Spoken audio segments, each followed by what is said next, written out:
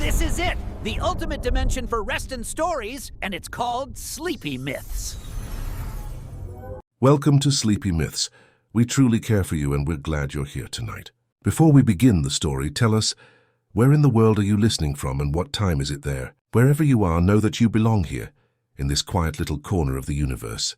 Now grab your coffee, or maybe your blanket, and let's get started. The night was slow and heavy, like the air itself had decided to rest. In the Smith household, everything hummed with the quiet pulse of sleep. The refrigerator's low murmur, the soft creak of a ceiling fan, the gentle rhythm of breathing behind closed doors. Only one light stayed awake, flickering through the cracks of Morty's half-open eyes. He couldn't sleep. He didn't know why. Maybe it was the faint sound he thought he heard, a kind of distant whisper, like air leaking through a secret hole in the universe.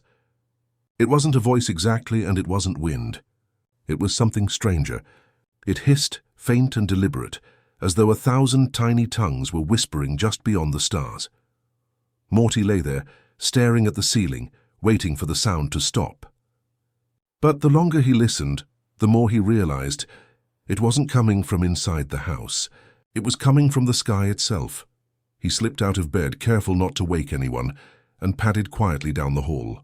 His bare feet brushed against the cool tile as he moved toward the faint glow spilling from under the garage door.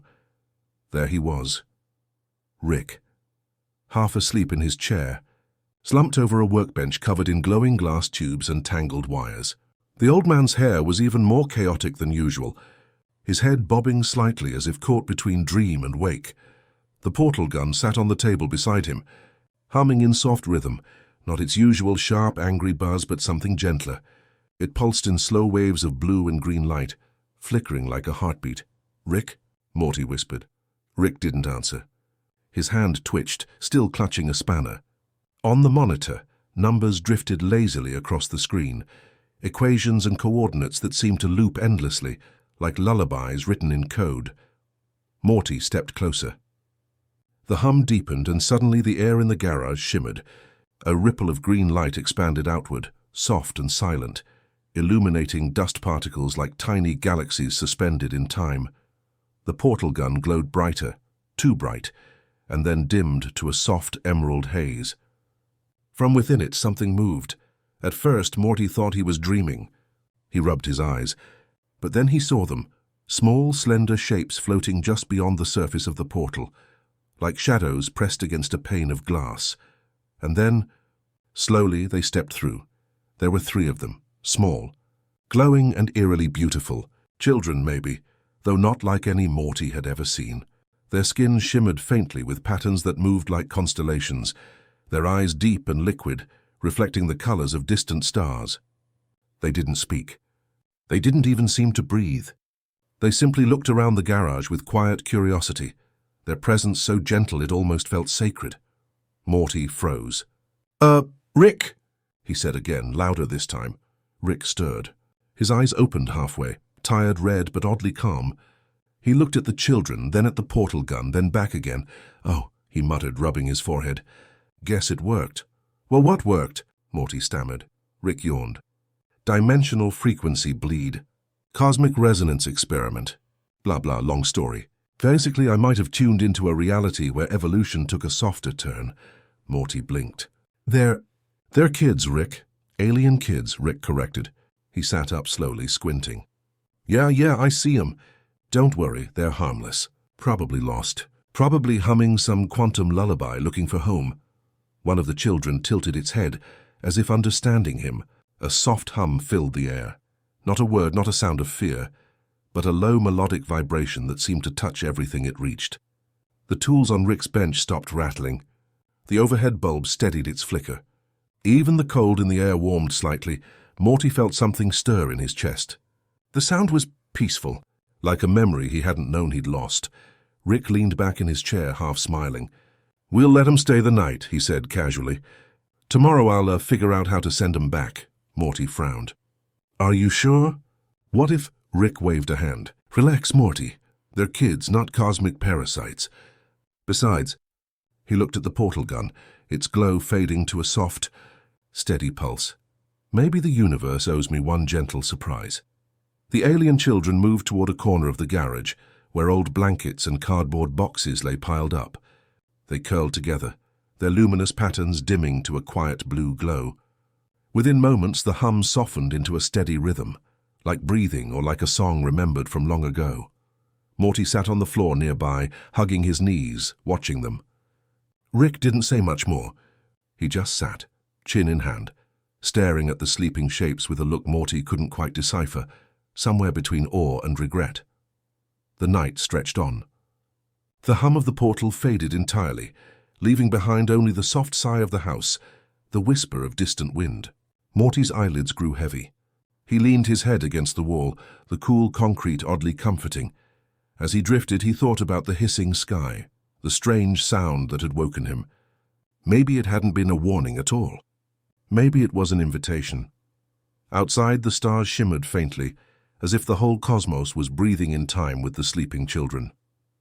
Somewhere beyond, a gentle frequency rippled through existence, not loud enough to wake anyone, just enough to remind them that even the universe, in its infinite chaos, sometimes hums itself to sleep. Rick's head nodded forward.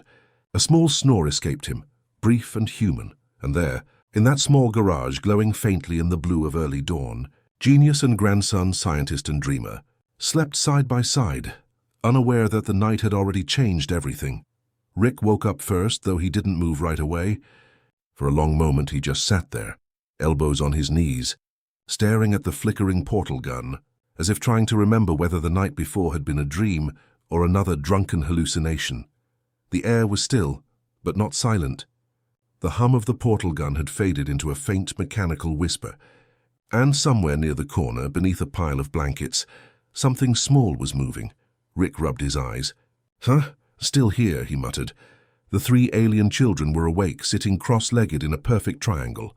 Their eyes glowed faintly in the morning light, and they were doing something strange, humming together in soft, harmonic intervals, like tuning forks vibrating in unison.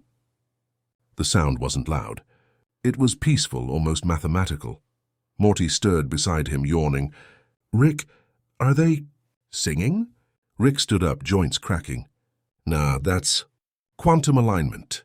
Their nervous systems are syncing up. Probably doing a morning routine or something." Morty blinked. "Like meditation?" Rick scratched his hair. "Yeah, except their version might accidentally cause a superposition collapse, so let's not clap or sneeze." The children stopped humming. One of them turned toward Morty and smiled, a strange glowing grin that made his heart lift in a way he couldn't explain. It pointed toward the window. Outside, the world was golden. The early light of dawn stretched lazily across the neighborhood, glinting off car roofs and mailboxes, painting everything in a sleepy warmth. Birds were already awake, tracing invisible arcs in the air. Morty smiled back. "Yeah," he said softly. "It's morning." But somewhere deep within the faint hum of the portal gun, another sound stirred, something low, reptilian and ancient. Rick noticed it first. His brow furrowed. "Ah, hell!" The green shimmer of the gun flickered, and out of the dim glow slithered something metallic. A long gleaming coil, shaped like a snake, but forged of shifting plasma and tiny black scales. It coiled on the workbench, its movement slow and hypnotic. Its eyes opened, two perfect circles of yellow fire. Morty jumped back. "Rick, what is that thing?" Rick groaned. "That, Morty, is a dimensional echo. Probably followed the frequency of those kids. Great. I'm running a freaking daycare for quantum leftovers now." The snake lifted its head, studying the three children with eerie stillness. For a long moment, no one moved. Then, slowly, the snake began to hum, the same tone the children had been using moments ago. The kids responded instantly, harmonizing back, their glowing eyes flickering in rhythm. Morty's fear melted into fascination. "Rick, it's like they're talking," Rick grunted. "Yeah, that's exactly what it's doing. It's not dangerous, not yet. Probably trying to figure out why it exists." Morty frowned. "Why it exists?" Rick sighed, leaning on the table. "When you open a portal, Morty, you don't just connect places. You connect dreams, memories, probabilities. Sometimes things come through that aren't supposed to exist. That snake," he pointed, "might be the dream of a creature that died billions of years ago. still looking for something to believe in. The snake blinked slowly, its form flickering between solid and transparent. Then, in a movement that felt both mechanical and alive, it curled around the base of the portal gun and went still. The air shimmered faintly, like heat over asphalt. Morty looked at Rick. "What's it doing now?" Rick's tone softened. "It's dreaming, Morty. Machines don't usually do that. But this one's caught between energy states. It's remembering itself." They stood there in silence, watching. The alien children sat motionless, their glowing skin dimming as if respecting the snake's trance. Outside, the morning wind picked up, brushing through the open garage door. Leaves drifted in lazy spirals. Somewhere far away, a dog barked once, then went quiet again. For the first time in a long while, Rick didn't move. He just stared, not with curiosity, but with something gentler, something almost like empathy. Morty whispered, "It's kind of beautiful, huh?" Rick smirked faintly. "Don't get poetic on me, Morty. It's still a half-dead probability coil wrapped around stolen tech. But yeah." He paused, voice softening. "It's kind of beautiful." Time passed slowly. The snake's body pulsed faintly with light, each wave a little weaker than the last. The children began to hum again, this time slower, lower, almost like a lullaby. Their harmonics reached out gently, wrapping the snake in sound. Rick's eyes narrowed. "Wait, they're stabilizing it." Morty turned. "You mean helping it?" Rick nodded slowly. "Yeah, they're giving it structure, letting it choose to exist." And as he said it, the snake's form stopped flickering. The light steadied. It lifted its head one last time and looked directly at Rick. For a moment, just a moment, the two shared an understanding that words couldn't capture. The snake blinked, bowed its head, and dissolved into a soft mist of light. The mist drifted upward, through the garage roof. Vanishing into the sunlight, the children stood and looked toward the same spot in the sky. Their glowing eyes reflected the clouds. One of them whispered something. Or maybe it was just the wind echoing through dimensions too thin for human ears. Morty exhaled. "Rick, it helped them, didn't it?" Rick didn't answer right away. He picked up the now cool portal gun, turning it in his hand like something sacred and fragile. "Maybe," he said finally. "Or maybe they helped it remember that it could dream." Morty smiled faintly. "How say that like it matters?" Rick looked at him, and for once his eyes weren't sharp or sarcastic. They were quiet. "Everything that dreams matters, Morty, even if it's just once." The silence stretched between them again, calm and weightless. The alien children returned to their corner, curling up together beneath the old blanket. Within seconds, their bodies dimmed to a faint blue shimmer, like candlelight fading into sleep. Rick leaned back in his chair, gazing at the morning sky through the cracked window. He could still feel the hum of that vanished snake vibrating faintly in the air, like a lullaby the universe had briefly remembered, before falling silent again. He closed his eyes and let out a long, tired sigh. "You ever notice," he murmured, "how every time I try to fix the universe, it just dreams harder?" Morty chuckled softly, settling into a corner beside him. "Maybe that's not such a bad thing." Rick didn't reply. He just smiled, faint, secret, and half asleep. The hum of machines faded. The children dreamed. And somewhere far beyond, in a place no telescope could see, a snake of starlight slumbered, still dreaming, still alive, somewhere between memory and mercy. The night came gently, as if the universe had grown tired of its own noise. Stars drifted across the sky like slow-moving embers, and the garage lights flickered in rhythm with Rick's soft, rhythmic snoring. Morty sat beside the workbench, his head heavy with drowsiness, but his eyes fixed on something glowing faintly, the remains of the portal gun's open frequency loop. Rick had fallen asleep in his chair, his arm hanging loosely at his side. His tools were scattered across the table, tiny screws, metal wires, and a cup of something that might once have been coffee. The alien children were curled together near the door, their breathing synchronized with the quiet pulse of the machines. The entire room hummed softly, like a heartbeat that had learned to rest. Morty's gaze wandered to the snake's empty coil, just a faint circular burn on the table now. He couldn't stop thinking about it. Something about that dream creature, something about how it had wanted to exist, stayed with him. He thought of how Rick had said everything that dreams matters, even once. The words echoed in his mind like a warm lullaby that didn't quite fade. He didn't mean to touch the portal gun. It was just there, within reach, glowing faintly like it wanted to be understood. He brushed his fingers across its edge. The hum deepened, almost alive. A faint click followed, and the metal shell opened slightly, just enough to show a glimmer of swirling energy inside. It was beautiful, like a tiny universe breathing. Morty hesitated, but curiosity was a quiet storm inside him. He whispered to himself, "Maybe I can fix it, just stabilize it for Rick." He didn't notice that one of the alien children had stirred, its luminous eyes half open, watching him silently. Morty turned a dial, barely touching it. A soft vibration ran through the air, spreading like ripples in still water. The lights flickered. The children murmured in their sleep. The hum changed, lower now, slower, more melodic. Then, without warning, the portal gun pulsed once, sending out a tiny sphere of glowing light. It floated for a moment, weightless, and then drifted upward, passing through the roof as if it wasn't there. Morty froze. "Oh no, oh geez, Rick's gonna kill me." He scrambled to close the gun, tapping buttons he didn't understand. Nothing responded. The light continued to hum faintly, echoing through the room like a sigh. Rick stirred. "Morty, what did you do?" Morty jumped, his voice cracking. "Nothing. I mean something small. But it's fine. It's fine." Rick rubbed his eyes, blinking. "Define small." Morty pointed to the ceiling. I just let a thing go. A glowing thing. Maybe a ball of energy." Rick's expression stayed blank for a long moment. Then he exhaled deeply. "Congratulations, Morty. You just released a localized probability node into open reality. You know what that means?" Morty swallowed. Bad?" Rick shook his head slowly. "Not bad. Not yet, just unpredictable. That thing's gonna travel through layers of reality until it finds something that resonates with it. Could take seconds, could take centuries, could—" A small vibration shook the table. The tools rattled faintly. Rick sighed. Or it could be right now. Outside, the sky shimmered.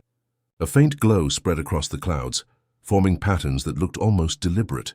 The air buzzed with invisible motion, like wind made of static. Morty pressed close to the window, his breath fogging the glass. "What's happening?" Rick watched carefully, his face unreadable. "The universe just caught your mistake, Morty. Let's see what it does with it." The glow intensified, swirling into a slow-moving spiral above the neighborhood.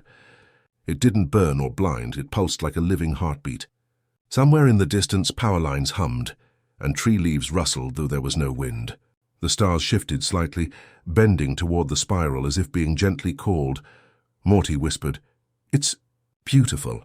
Rick didn't answer immediately. He watched, his eyes reflecting the light. There was no sarcasm, no scientific detachment this time, just quiet awe. The alien children woke and stepped outside. Their small hands reached up toward the sky, palms open, as if greeting an old friend. Their glow matched the swirling light above them. For a fleeting moment, everything in the air seemed to breathe together.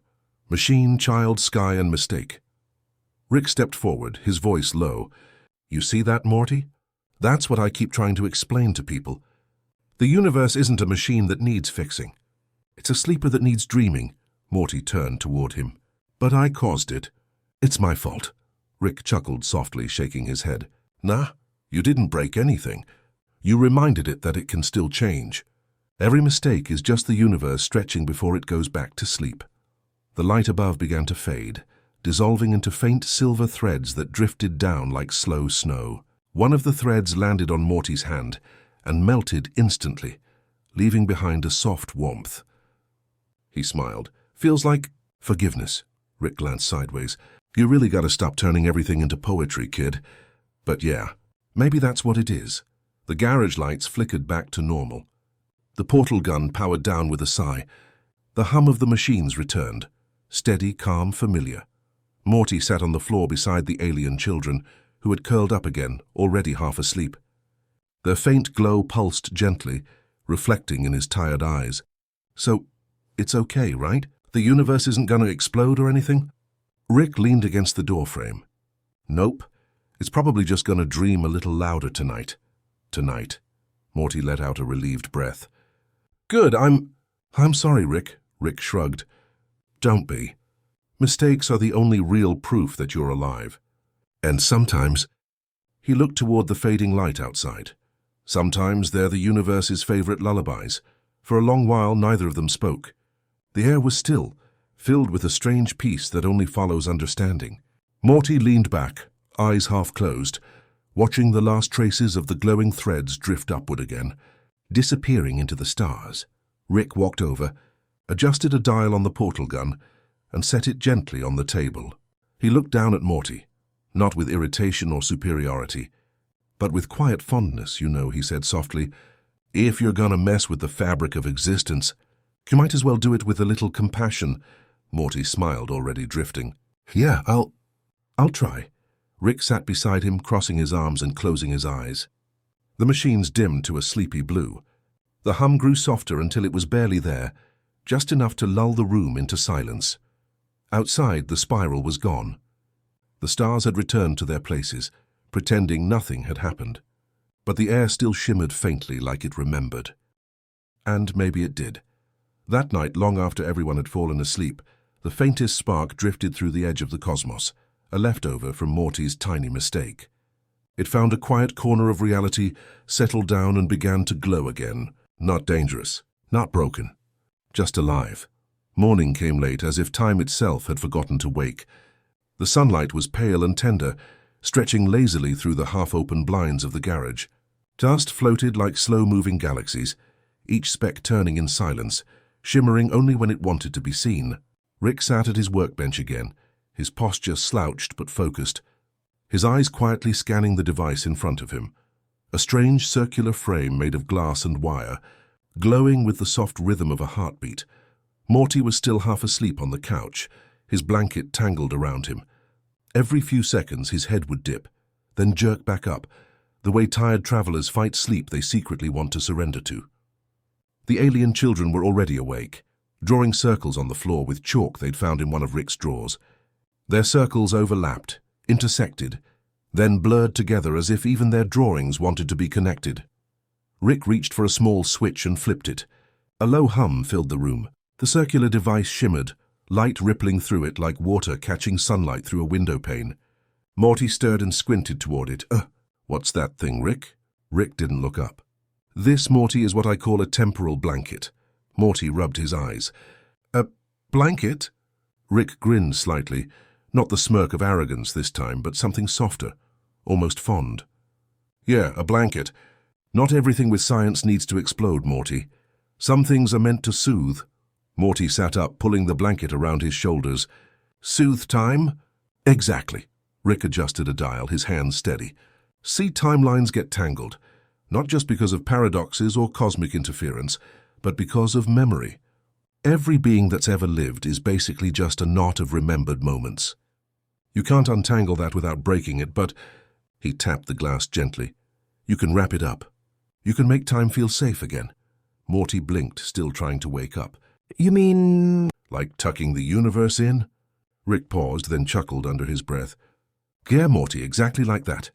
The temporal blanket expanded slightly, threads of glowing light spiraling outward, filling the room with a slow, pulsing warmth.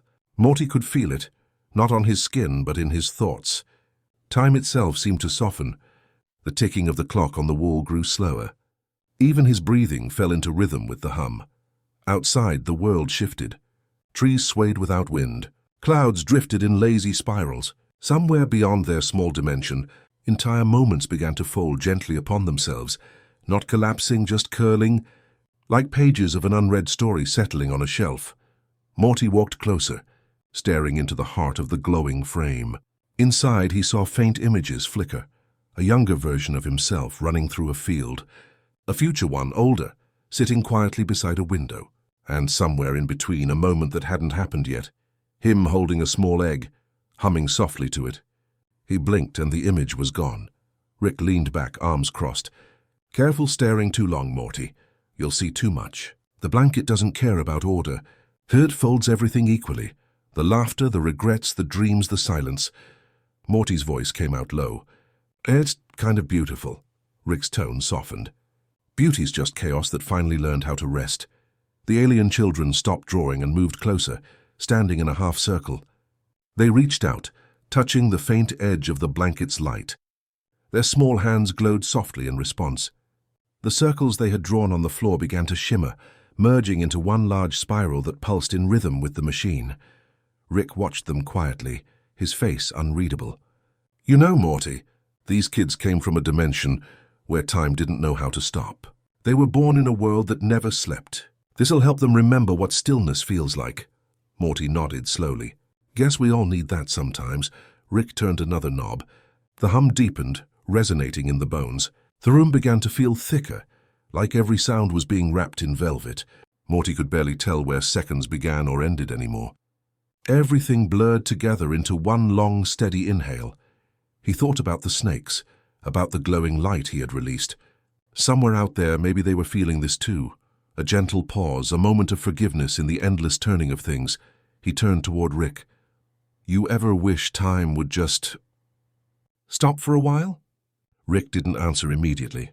His gaze lingered on the device, on the way its light swayed like the surface of a quiet sea. "It does stop, Morty, just not all at once. It stops in moments, when you hold your breath, when you close your eyes, when you forgive something you didn't mean to break. Time folds and waits and starts again." Morty sat down on the floor beside the alien children, tracing the glowing spiral with his finger. "Feels like the whole universe is breathing with us." Rick smiled faintly. Maybe it is. Maybe it finally found a reason to slow down. The temporal blanket reached its peak. Light rippled outward through unseen layers of reality. In distant galaxies, dying stars paused their collapse for just a moment. Somewhere an asteroid changed its path by the width of a whisper. 1,000 quiet worlds all pausing, just long enough to feel themselves existing. Inside the garage, the air shimmered faintly. Tools on the wall trembled gently, and the clock's hands stilled completely. Morty could feel the hum beneath his skin, the same rhythm as a heartbeat, steady and kind. Then, slowly, the light began to dim. The threads of energy folded inward, like silk being drawn back into its weave. The sound softened until there was nothing but silence. Rick reached forward, powering the machine down. "There," he said softly, as if speaking to the air. "That should hold it for a while." Morty opened his eyes slowly, unaware that he had closed them. "What did we just do?" Rick shrugged lightly. "We gave time a nap." Morty laughed quietly, the sound dissolving into a yawn. "You really do make everything sound like bedtime, Rick." Rick smirked. "That's because most of existence is. You just gotta listen close enough to hear it breathing." They sat in silence for a while. The alien children curled up together, fast asleep beside their chalk spiral. Rick leaned back in his chair, hands folded behind his head. Morty lay down on the couch again, the temporal blanket's faint afterglow painting soft patterns across his face. The air was thick with peace, not the kind that demanded stillness, but the kind that simply was. The kind that whispered everything was okay, even if no one understood why. As Morty drifted toward sleep, he thought he heard something. Not a voice, not a word, just a quiet pulse coming from the machine. It felt like a thank you, slow and infinite, echoing through the folds of time itself. Rick closed his eyes, a rare calm passing over his face. "Good night, Morty," he murmured, barely audible. "Let the universe keep its own clock tonight." Outside, the stars blinked slower, their light stretching across the sky in lazy arcs. The temporal blanket, now still and silent, sat like a forgotten candle, proof that even time can be soothed when someone remembers to hold it gently. And somewhere far beyond their small dimension, time exhaled, a long, contented sigh that rippled through every corner of existence. The night came softly, like a curtain being drawn over a play no one realized had ended. The stars seemed slower, their light spread across the sky like spilled silver. Morty sat in the ship's co-pilot seat, chin resting on his hand, watching the blue streaks of distant galaxies drift past. Rick was at the helm, half focused, half lost in thought. The hum of the ship wasn't mechanical tonight. It sounded almost alive, like something breathing between them. Somewhere, on a faraway world wrapped in coils of light and dust, the snakes were stirring. Not in anger, not in chaos, but in something that almost resembled longing. Morty had seen their world once, filled with writhing cities and spiraling towers that moved like living creatures. But tonight, through the quiet hum of the ship, he imagined that world differently, softer, still, The kind of place that dreamed instead of fought. Rick tapped a few switches. "You ever notice, Morty," he muttered, "how most wars start because someone misunderstood silence?" Morty blinked, startled by the thought. "Huh? What do you mean?" Rick leaned back, eyes glinting faintly in the dim light. "Doesn't matter the species, the planet, the century. It's always the same story. One side stays quiet too long, the other side starts assuming things. And next thing you know, somebody builds a laser." Morty frowned slightly. "You think that's what happened with the snakes?" Rick shrugged, a small movement that carried the weight of ages. "Nah, the snakes were just tired, Morty. Tired of time twisting them in circles. They didn't want revenge. They wanted rhythm." Morty turned to the window. Out there in the darkness between stars, he could almost feel the rhythm Rick was talking about, something pulsing faintly, like a hidden drumbeat beneath the universe. In the distance, the snake planet shimmered into view. What had once been chaos was now quiet. There were no armies, no shouts, no lights of battle, just movement, slow, synchronized, beautiful. Millions of snakes slithered across the dunes, weaving patterns into the sand, spiraling in silence. From above, their formations looked almost like waves, or constellations remade on the ground. Rick slowed the ship. "There," he said softly. "See that, Morty? That's what happens when chaos learns choreography." Morty watched, mesmerized. The snakes moved in perfect loops, their scales reflecting moonlight. No sound, no fear, only flow. "It's like they're dancing." "Yeah," Rick said. "A dance for the end of history." Morty tilted his head. "But I thought this was supposed to be the big war." Rick let out a faint chuckle, though it held no mockery. "It was, Morty. Just not the kind you're thinking of. Sometimes the biggest battles are the ones you don't fight." Morty said nothing for a while. The movement below drew him in, a silent ocean of living color. Each snake seemed to know exactly when to turn, when to pause, when to vanish into the dunes and reappear somewhere else. The entire world was breathing in unison. Rick dimmed the cockpit lights. The scene outside grew even more dreamlike. "When I was younger," he said quietly, "I thought peace was something you forced. That you built it with equations or weapons or cleverness. But these snakes, they did it the other way around. They made peace by getting tired enough to stop being clever." Morty smiled faintly. "You saying they outgrew their own chaos?" Rick nodded. "Yeah, guess so." They watched together as the patterns below shifted again. The snakes began to coil into enormous circles one after another, until hundreds of glowing rings dotted the desert. And then, something strange. Each circle began to glow from within, their lights pulsing like heartbeats. Morty pressed his hand against the glass. "Rick, what are they doing?" Rick leaned forward. "They're syncing themselves. I think they're remembering." The rings brightened, their rhythms falling into perfect harmony. Then, one by one, they dimmed, not fading but settling, like candles being cupped by invisible hands. Morty exhaled slowly. "It's so quiet." Rick's voice dropped to a whisper. "That's not quiet, Morty. That's a species exhaling after 1,000,000 years of tension." He sat back, his gaze far away. "You know what I envy about them? They don't cling to the noise, humans. We'd turn this into a holiday or a documentary or a song.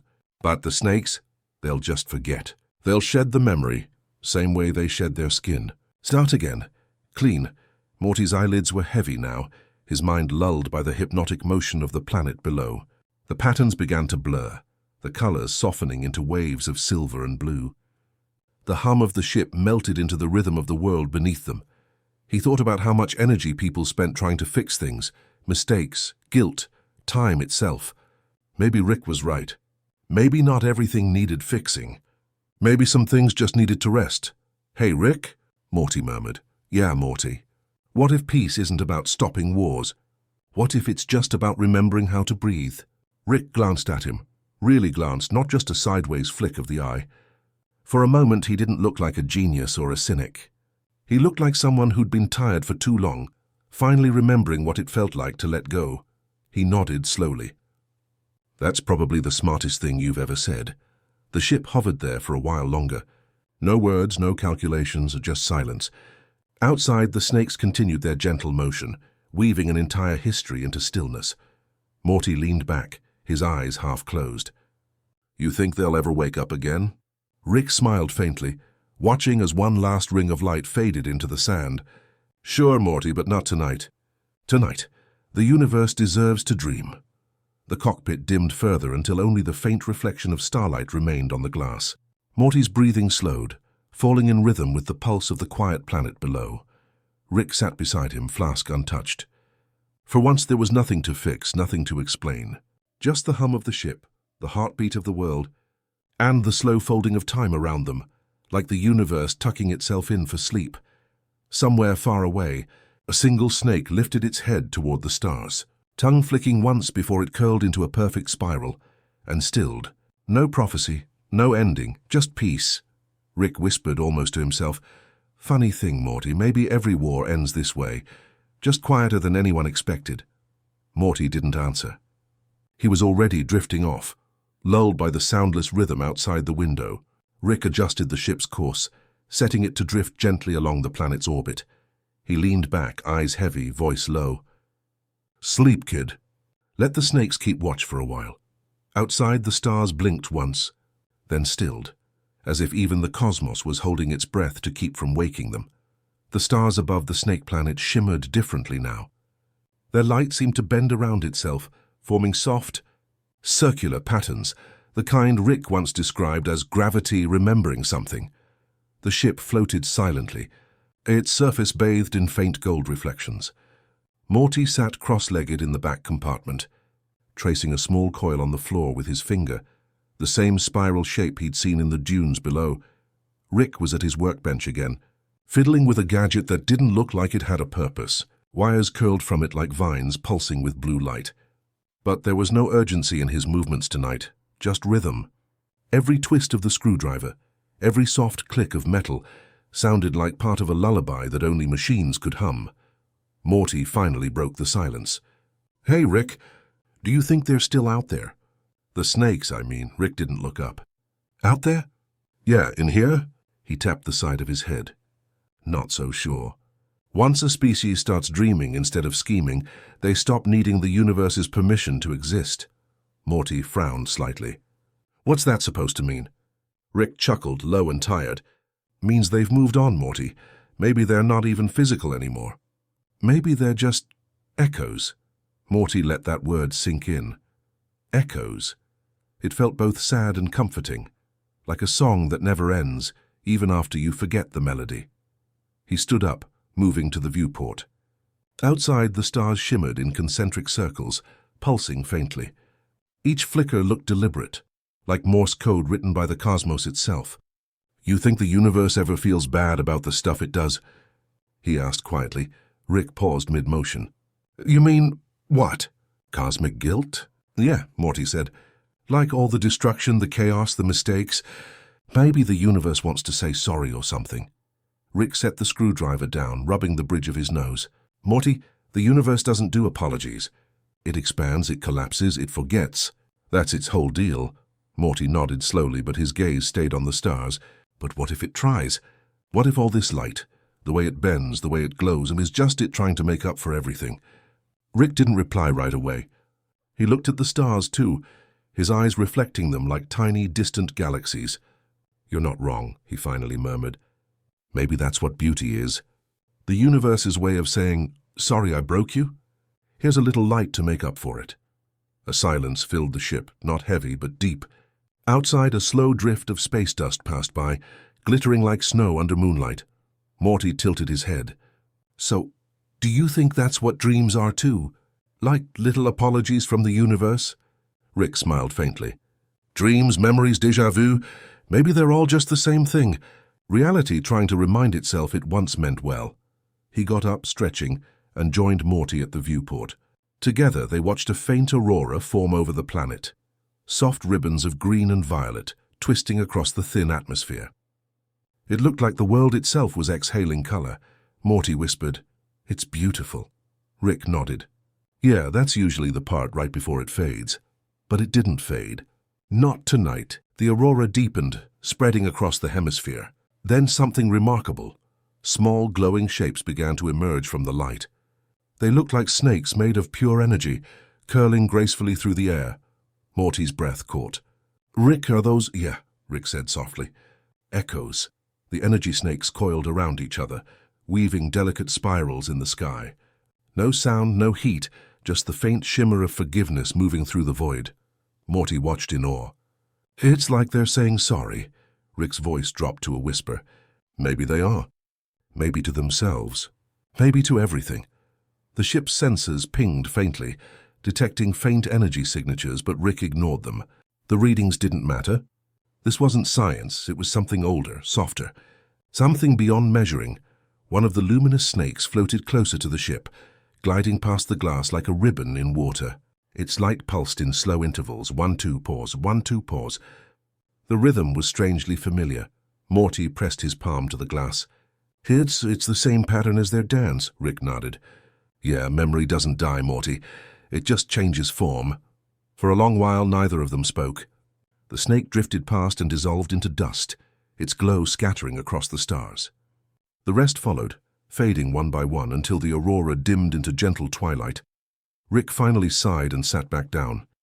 You know, if you look at enough galaxies, they start to form these spiral shapes. Same as the snakes, same as fingerprints, same as time itself. Kinda poetic, huh? Morty smiled. It's like everything's trying to come full circle, Rick smirked. Everything is a circle, Morty. Life, time, guilt. They all loop until someone stops paying attention. That's how you break the cycle. Morty looked at him. You think we'll ever break it? Rick hesitated, then shrugged. Maybe not. But maybe that's not the point. Maybe the point is learning to live inside the loop without losing your rhythm. Morty turned back to the stars, like the snakes did. Rick's lips twitched into a faint, genuine smile. Yeah, exactly like the snakes did. Outside, a comet drifted by, trailing silver mist behind it. It looked almost deliberate, like someone painting across the night. Morty followed it with his eyes until it vanished beyond the horizon. He sat down again, pulling his knees to his chest. You ever think, maybe the universe apologizes in different ways to everyone? Like to some people it's sunsets, to others it's, I don't know, laughter, or someone showing up when you need them. Rick glanced at him, tired but softer than usual. So you're starting to sound dangerously sentimental, Morty. Morty chuckled. Yeah, well, maybe sentiment's just another kind of science we don't understand yet. Rick didn't argue. For once he let the idea stand. The hum of the ship deepened, syncing with the faint pulses outside, almost like the stars were breathing with them. The universe, it seemed, had stopped expanding for a moment, just enough to listen. Morty leaned against the viewport, his reflection overlapping with the starfield. His eyelids drooped. The colors outside blurred into a soft ocean of gold and violet. You think it ever gets tired, Rick? The universe, I mean. Rick looked out with half a smirk. If it does, Morty, maybe that's what gravity is. The universe wanting a nap. Morty laughed quietly, the sound fading into a yawn. Then I guess we're part of its dream. Rick turned back to his workbench, though his tools remained untouched. Yeah, maybe we are. The stars pulsed once more, faint and tender, before settling into stillness. The universe, vast, weary, and forgiving, seemed to fold around them like a blanket. Morty's voice was barely a whisper. Good night, Rick. Rick leaned back, closing his eyes too. Good night, kid. Outside, light curved into a final spiral, glowing softly like a cosmic heartbeat, the universe's quiet way of saying sorry. One last time before sleep. Morning didn't really exist in Rick's world. There was just a softer version of night, the hour when the sky dimmed from black to blue and the stars faded like they were shy about being seen in daylight. That was the time Morty woke up, wrapped in an old blanket that smelled faintly of ozone and coffee. The hum of the garage was steady, rhythmic, like a creature breathing in its sleep. Rick was already awake, though awake might not have been the right word. He was sitting on his stool, staring into a tangle of wires and glass tubing that seemed to be growing out of his workbench like vines. Some of them glowed faintly green. Others flickered in slow, sleepy pulses, almost like they were alive. Morty rubbed his eyes and whispered, Rick, did your garage always look like this? Rick glanced up, then down again. It depends on how you define always. Morty blinked. The cables had curved and branched out overnight, curling along the walls like ivy. Between them, strange flowers of circuitry had bloomed, discs of glass and metal that caught the dim light and scattered it into rainbow fragments. It looked less like a lab now and more like a garden made of electricity and dreams. Rick saw Morty staring and smirked. "Relax, kid. I didn't accidentally build a rainforest. I've been experimenting with photosynthetic conductors, self-sustaining power grids that grow instead of decay." Morty tilted his head. "So, like, they're alive?" Rick shrugged. "Alive adjacent. They take light, convert it into memory instead of energy. Same idea, softer execution." Morty looked closer at one of the glowing coils. Tiny motes of light drifted off it like digital pollen. "It's kinda beautiful," he whispered. Rick chuckled under his breath. "Beautiful's just what chaos looks like when it's well lit." But Morty shook his head. "No, I mean, it's peaceful. It's like your garage finally decided to grow something that doesn't explode." Rick's smirk faded into something quieter, a half-smile. The kind that doesn't quite reach the eyes but still means something. "Yeah, well, even entropy needs hobbies." They spent a long while just looking. The silence wasn't awkward. It was soft, the kind that invites breathing. Morty wandered between the glowing vines, brushing his fingers against the cool cables. They made faint musical notes when touched, like wind chimes caught in slow motion. "Rick," Morty murmured, "it's weird, but this feels kind of alive, like the whole place is dreaming." Rick raised an eyebrow. "Dreaming, huh?" "Yeah," Morty said, his voice low, "like everything in here is waiting for something gentle to happen." Rick leaned back in his chair, letting out a slow breath. "You might be onto something, kid. Sometimes I think creation isn't about invention. It's about letting things happen on their own." Morty frowned. "But you usually make things happen." "Yeah," Rick replied, eyes distant. "And look how that's worked out." The glow in the room shifted slightly, like it was responding to the tone of his voice. Shadows softened. A slow hum moved through the floor and steady, pulsing, reassuring. Morty smiled faintly. "You think this stuff knows we're talking about it?" Rick's mouth twitched. "If it does, then I've accidentally built the first garden with self-esteem." Morty laughed, not loudly, just enough for the sound to ripple through the wires. The vines shimmered for a moment as if laughing back. Outside, the sky lightened to silver. Dust floated in the sunlight like tiny constellations, and for the first time in a long while, the garage didn't feel like a lab. It felt like a sanctuary. Rick got up and started adjusting something on the central table, a round glass orb filled with slow-turning light. "See this?" he said, gesturing toward it. "That's a chronon stabilizer. Built it years ago to freeze moments in time. But when I left it running by accident, it started doing something different. It started remembering instead of stopping." Morty's eyebrows rose. "Remembering?" "Yeah," Rick said. "Every light flicker in this thing is a tiny echo of something that's already happened. Not exactly a recording, more like an emotional residue." The past humming quietly to itself, Morty stepped closer. Inside the orb, faint colors moved like underwater currents. Blue, gold, faint green. He could almost make out shapes, two silhouettes, a spaceship, a laughing face. "That's kind of sweet," he said softly. Rick scoffed. "Sweet's not the word I'd use." "Then what is?" Rick hesitated, then looked down. "Merciful." The word hung there for a moment, gentle, heavy. Morty didn't know how to reply. Instead, he reached out and touched the orb. It was warm. The light pulsed once, matching his heartbeat, then slowly faded to calm. Rick sat back down, watching him. "You've got good instincts, kid. You see beauty where I see blueprints." Morty smiled faintly. "Maybe that's why we work," Rick smirked. "Don't get sentimental on me now."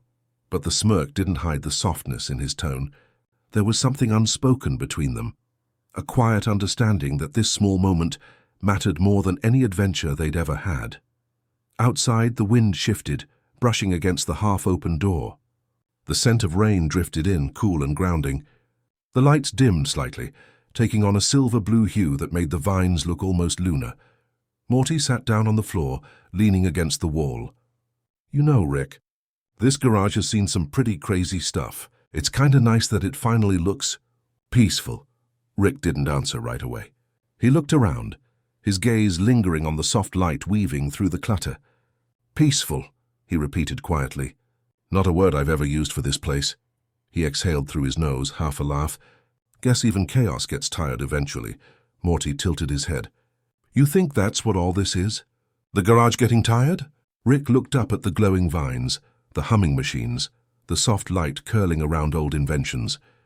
Maybe it's the universe's way of reminding me that not everything needs fixing. Some things just need time to grow, Morty smiled. Like you. Rick raised an eyebrow. Careful, kid. I might start thinking you're trying to teach me something. Morty grinned. Maybe just a little. Rick let out a low chuckle, one of those rare sounds that didn't carry sarcasm. Heh, you're learning. The lights in the garage flickered once more, not in warning but in rhythm. A quiet pulse moved through the walls, as if the entire space was breathing with them. Morty yawned softly, his head tilting back against the wall. Rick, do you ever miss building things just for fun? Rick thought for a long moment. Then, in a rare tone of simplicity, said, That's what this is, Morty. The fun just got quieter. Morty smiled, eyes heavy. Quieter's good. Rick looked around the garage one last time, at the softly glowing vines, the orb of remembered light, the tools resting like seeds in the soil of his table. It was all still his creation, but gentler now, something alive, something listening. He whispered to himself, Guess even a genius needs a garden sometimes. Morty didn't reply. He was already half asleep, the sound of the machines blending into a lullaby. Rick turned off the brighter lights and sat back in his chair. The garage glowed faintly, like moonlight through leaves. For once, he didn't feel the need to work. He just sat there breathing with the hum of it all. A man in a garden of his own making, finally letting the night take care of him. Time had been moving strangely since the snakes began dreaming. Not faster, not slower, just differently. It felt like the universe was taking deeper breaths, pausing between each one to listen to its own echo. Rick noticed it first. Clocks still ticked, but they ticked softer. His portal gun's calibration timer would drift off rhythm, then correct itself without his help. Even his coffee took longer to cool, as if the molecules had learned patience. Morty didn't notice the science of it. He just noticed the feeling. Days were longer but not heavier.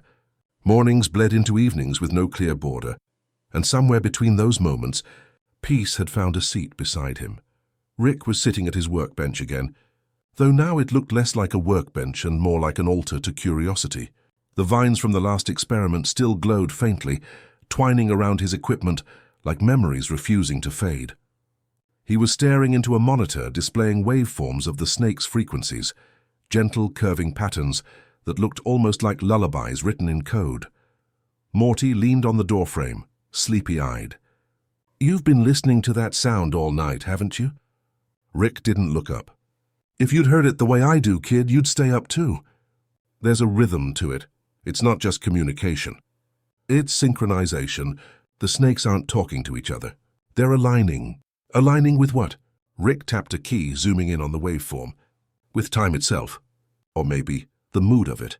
Every creature that ever tried to fix its mistakes eventually learns to slow down. These snakes, they're figuring that out faster than we ever did. Morty walked closer, watching the screen. The pattern pulsed like a heartbeat, steady, hypnotic. You think they're, like, evolving emotionally? Rick gave a small shrug, his eyes still focused. Maybe. Or maybe emotion was the point all along. Maybe intelligence just took the long way around to get there. Morty sat down beside him on the floor, cross-legged. That's kinda nice, Rick. Don't call it nice, call it efficient, Rick muttered, but the edge in his voice wasn't real. He was smiling faintly, not mocking, just quietly amused by the simplicity of it all. Minutes passed, or maybe hours. In this softened world, time no longer behaved like a line. It curved gently around them like a blanket. Rick? Morty asked after a while. Yeah? Do you ever think maybe time isn't supposed to be something we fix or measure? Maybe it's something that just listens? Rick's hand paused over the keyboard. He didn't answer for a long time. When he finally did, his voice was softer than usual. That's not bad, kid. Maybe time's the universe's way of asking us to slow down enough to hear it breathing. Morty smiled, tilting his head. You talk like that sometimes and I forget you're the same guy who once turned himself into a pickle. Rick smirked. Same brain, different mood lighting. They both laughed quietly, the sound mixing with the gentle hum of the machines. Outside, the night deepened into a velvet calm. Through the open window, the faint rustle of leaves sounded like whispered words, indecipherable but kind. Somewhere distant, The faint cosmic hiss of the snake's song drifted through the sky, threading through reality like silk. Morty stared at the ceiling. You think they understand what they're doing? Like, do they know they're calming down the universe? Rick leaned back in his chair. Doubt it. They're not trying to do anything. That's the point. Balance isn't achieved. It's remembered. Morty thought about that for a while. The air around them seemed to agree. Quiet, patient, forgiving. Rick continued, almost talking to himself now. Humans, snakes, stars. Doesn't matter what species or shape you wear. Everything tries too hard to fix itself, until it realizes it doesn't have to. Chaos is just life's version of breathing in. Sooner or later, everything exhales. Morty looked over at him. That's kind of beautiful, Rick. Rick smirked again, but it was a weary kind of smirk. Don't spread that around. Ruins my brand. Morty chuckled softly. You know, for a guy who claims to hate emotions, you say a lot of emotional stuff. Rick's gaze flicked toward him. That's because emotions are like radiation. The more you try to avoid them, the more they seep in. Morty's eyes widened a little. So, you're like emotionally contaminated. Rick laughed under his breath. Oh, kid, I've been contaminated since before you were born. The laughter faded into a comfortable silence. The hum of the vines deepened, syncing with the faint ticking of a wall clock that wasn't really keeping time anymore. Morty's eyelids grew heavier, and his head began to tilt sideways. Rick noticed and lowered the monitor's brightness. Go ahead, kid. The universe can learn patience without an audience. Morty yawned. You're staying up again? Rick didn't answer directly. Somebody's got to keep time company. Morty smiled, already half asleep. Don't be too long. You might start dreaming with your eyes open. Rick looked down at him, a faint trace of affection in his tired eyes. That's the only way I know how, Morty. As Morty drifted off, the snake frequencies on the screen began to merge, individual hums folding into a single, smooth tone that seemed to fill the room with warmth. Rick watched it for a while, then leaned back and closed his eyes. In his mind he could see the snakes coiled in their distant world, not fighting, not evolving, just being. Each movement they made rippled through time like a breath across still water. He thought about all the years he'd spent racing ahead, skipping through time instead of listening to it. For once, he wondered what it would feel like to stop running and just exist. He opened his eyes again. The glow from the vines painted the walls in slow gradients of blue and green. The light felt alive, as though the garage had learned to breathe too. He murmured quietly, more to himself than to anyone else.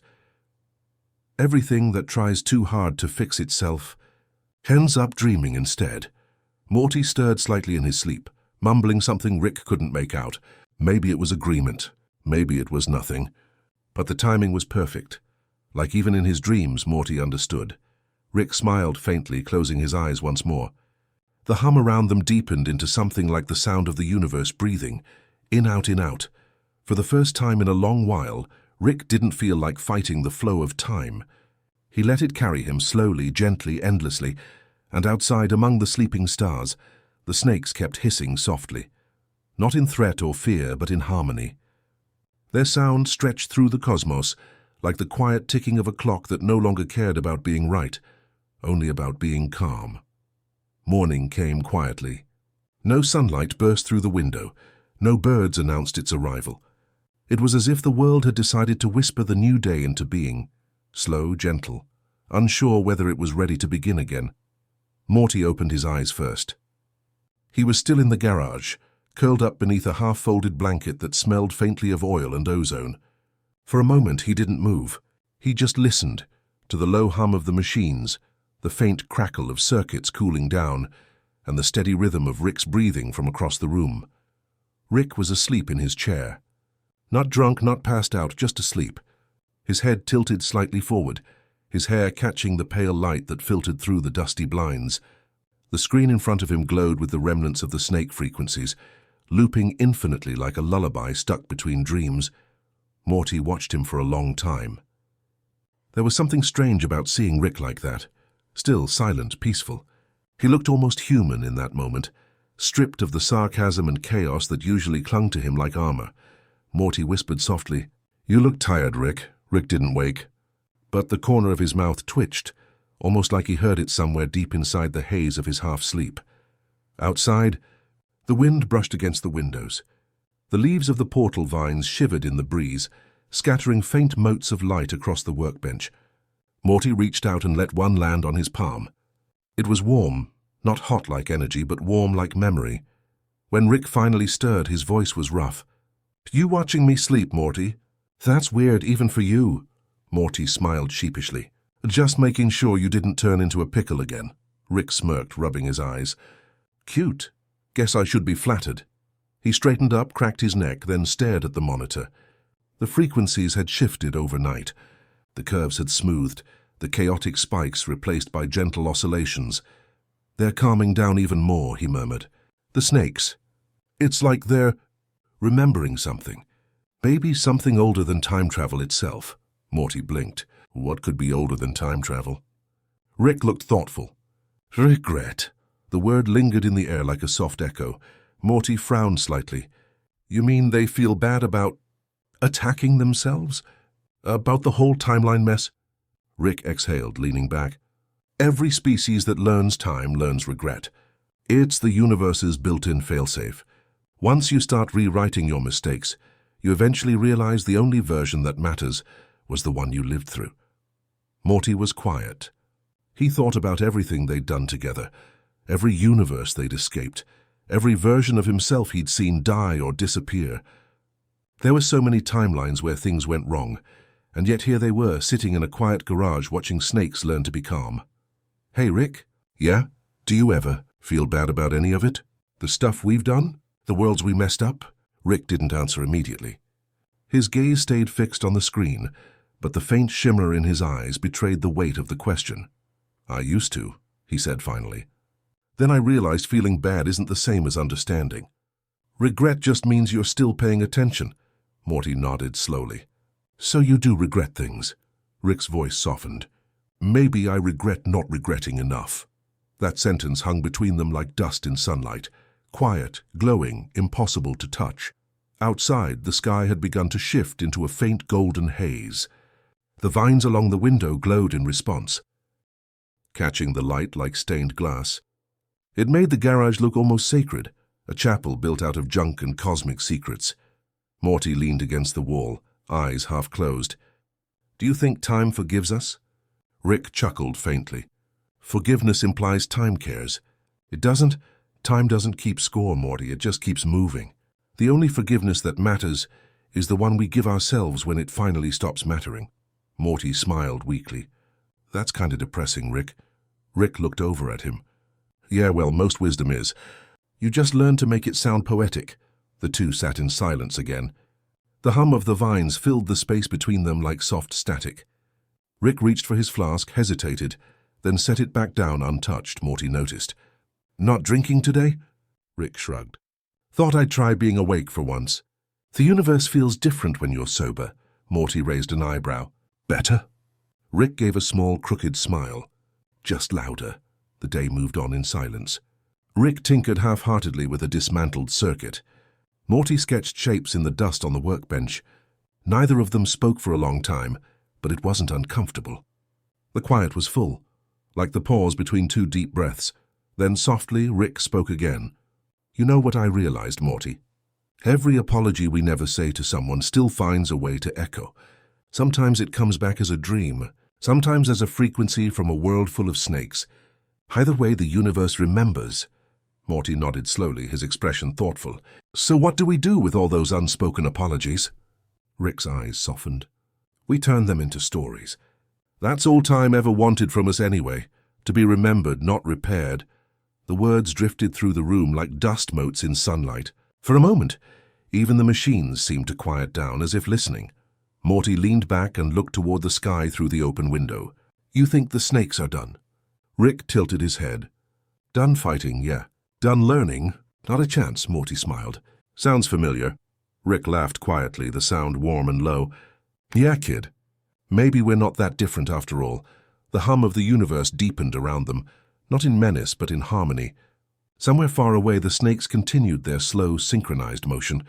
Their hissing now transformed into something resembling a sigh of peace. Rick closed his eyes for a moment, listening. "You hear that, Morty?" Morty listened too. The sound was faint, rhythmic, infinite. "Yeah, it's like The universe breathing, Rick nodded. Or apologizing. Neither spoke after that. They just sat there, surrounded by quiet, while the golden light faded gently into the late afternoon. For once there was nothing left to fix. Nothing to run from, nothing to invent. Just two travelers, sitting in a garage between one apology and the next. And in that fragile, perfect stillness, time forgave them both.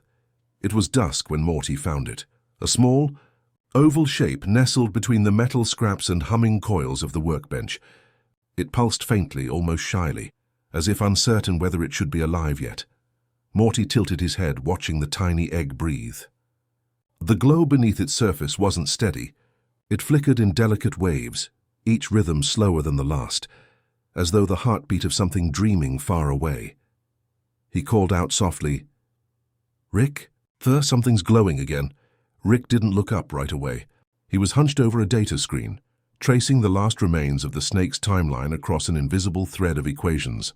When he finally turned, his eyes softened. "Ah, you found it," Morty blinked. "Found what?" Rick leaned back in his chair. "A leftover. One of the last snake embryos caught in the loop. The universe has a weird way of leaving crumbs after it eats itself." Morty picked it up carefully. It was warm. Not heat warm, but alive warm, the kind that made his chest tighten for no clear reason. The glow brightened at his touch. "Should we, incubate it or something?" Rick shrugged, his tone softer than usual. "If it wants to live, it'll live. Everything does until it learns why it shouldn't." Morty frowned. "That's dark, Rick." Rick half smiled. "Truth usually is." The boy turned the egg over in his hands, watching the light move like slow lightning beneath its shell. There was a strange tenderness in the air, a hush that made the whole garage feel sacred, like they'd stumbled into a prayer they didn't mean to say. "Do you think it remembers?" "Everything?" Morty asked. Rick's eyes flickered to the monitor, where a slow pulse echoed in rhythm with the egg. "Probably. Memories aren't in the brain, Morty. They're in the pattern. Once you dream something deeply enough, the universe keeps dreaming it after you're gone." Morty didn't know what to say, so he just held the egg closer. The light inside swirled like tiny stars. For a moment, he imagined he could hear it humming, a sound like a sigh or a song too tired to finish itself. That night, Morty couldn't sleep. He placed the egg beside his bed, wrapped in an old hand towel.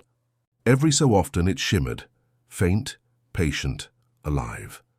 He stared at it through the dark, thinking about everything Rick had said, about time and regret, and how even the smallest things could echo forever. Somewhere between waking and sleep, he dreamed. He dreamed of a world covered in glass sand and golden dusk. Snakes slithered through the light like ribbons of thought, silent, graceful, endless. And in the center of that shining desert was a single pool of water, perfectly still. From its surface rose the reflection of the stars, not in the sky, but beneath the ground, as though the world itself had turned inside out. And there, on the edge of that mirrored pool, a young snake opened its eyes for the first time. It blinked, confused by the brightness, by the warmth of its own body, by the softness of being alive. It looked around and saw nothing but its own tracks in the sand, spirals, loops, curves, each one repeating like the pattern of time itself. Then, for no reason it could name, the snake looked down at the pool. What it saw made it pause. There was its reflection, but it wasn't just a shape. It was something deeper, something vast and fragile. It realized in a single shiver of understanding that it was itself, not the world, not the sand, not the stars, just it. The moment stretched, delicate and infinite. The snake tilted its head, studying its own eyes. For the first time in its kind's long and winding existence, one of them had recognized its own being, and with that awareness came something soft, something human, a quiet ache. The snake didn't hiss or slither away. It simply watched, transfixed as ripples spread through the mirrored pool. The stars wavered beneath the surface, trembling like candlelight. In the dream, Morty could feel the snake's confusion, its wonder, the tenderness of suddenly knowing you exist, and that you can never go back to not knowing. When the snake lowered its head again, the reflection didn't just move and it smiled. It wasn't a mouth smile, not in the human sense, but something deeper, a recognition between halves of the same soul. Morty felt tears slip from his closed eyes. Not sadness, not joy, and something softer, nameless, peaceful. The dream faded slowly. The sand dissolved into starlight, the snake into memory, the reflection into silence. When he woke, the room was dim. The egg had hatched. A small, thin creature lay coiled where it once was, its scales faintly translucent, glowing with the same silver hue as the portal light that always leaked from Rick's equipment. Morty sat up carefully, afraid to breathe too loud. The snake opened its eyes. They weren't cold or alien, and they were calm, almost human in their stillness. It watched him quietly, and for a moment Morty felt that same ripple from his dream move through him again, the sense of being seen. Rick walked in without looking up from his handheld device. "Oh, cool. It's awake," Morty turned to him, whispering. "It looked at me, Rick, like it knows me." Rick glanced at the snake, unimpressed. "Maybe it does. Maybe the universe keeps recycling souls until they finally understand what being alive actually means. Or maybe it's just hungry. Hard to tell." Morty ignored the cynicism. He reached a finger toward the tiny creature. The snake didn't flinch. Instead, it tilted its head and pressed its forehead gently against his fingertip. A warmth spread through Morty's chest, slow, expanding, steady. Rick watched for a moment, then said softly, "Don't name it." Morty looked up. "Why not?" "Because everything we name, we end up losing." "Let it stay unnamed, at least for a while." Morty nodded slowly. The snake curled around his wrist, light glowing faintly beneath its scales. It felt fragile, like a thought that could disappear if he held it too tightly. Rick went back to his work. "Funny thing, Morty. You just watched a civilization destroy itself over time travel, and your first instinct is still to care for one of them. That's very you." Morty smiled faintly. "Maybe that's not such a bad thing." Rick didn't respond right away. Then quietly, "No, it isn't." They stayed there, one building, one holding, while the faint hum of the cosmos filled the garage. The snake's breathing matched Morty's heartbeat, steady and calm. Outside, the stars turned slowly in the distance. Somewhere across countless timelines, the reflection of that first snake still shimmered on the edge of an endless dream. And perhaps, just perhaps, it was smiling still. It was one of those nights where time didn't move. It drifted. The ship floated in silence, barely humming, suspended among stars that seemed half asleep themselves.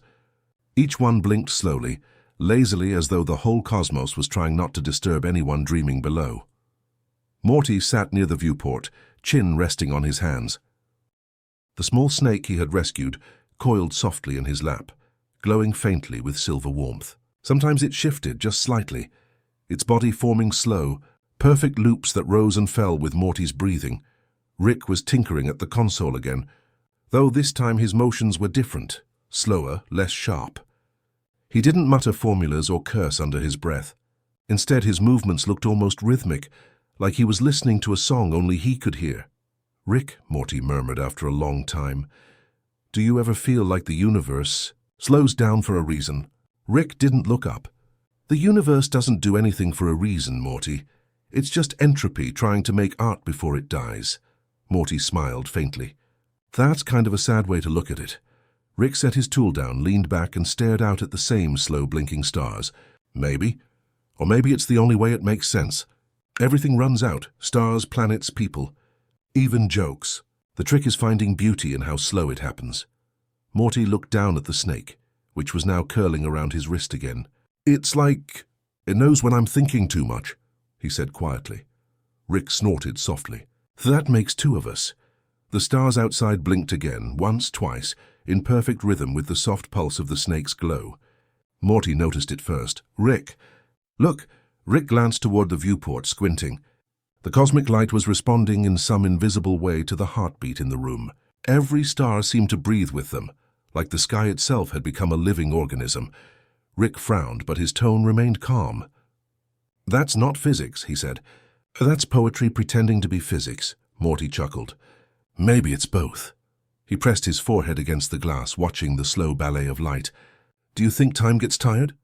Rick was silent for a while. Then, almost inaudibly, "Yeah, sometimes." They didn't speak again for a long time. The ship drifted through a region of quiet dust and pale nebulae, colors so faint they felt more imagined than seen. The snake began to move again, stretching upward, its tiny head following the motion of one particularly slow-blinking star. It hissed softly, not a threat, not even a sound, really.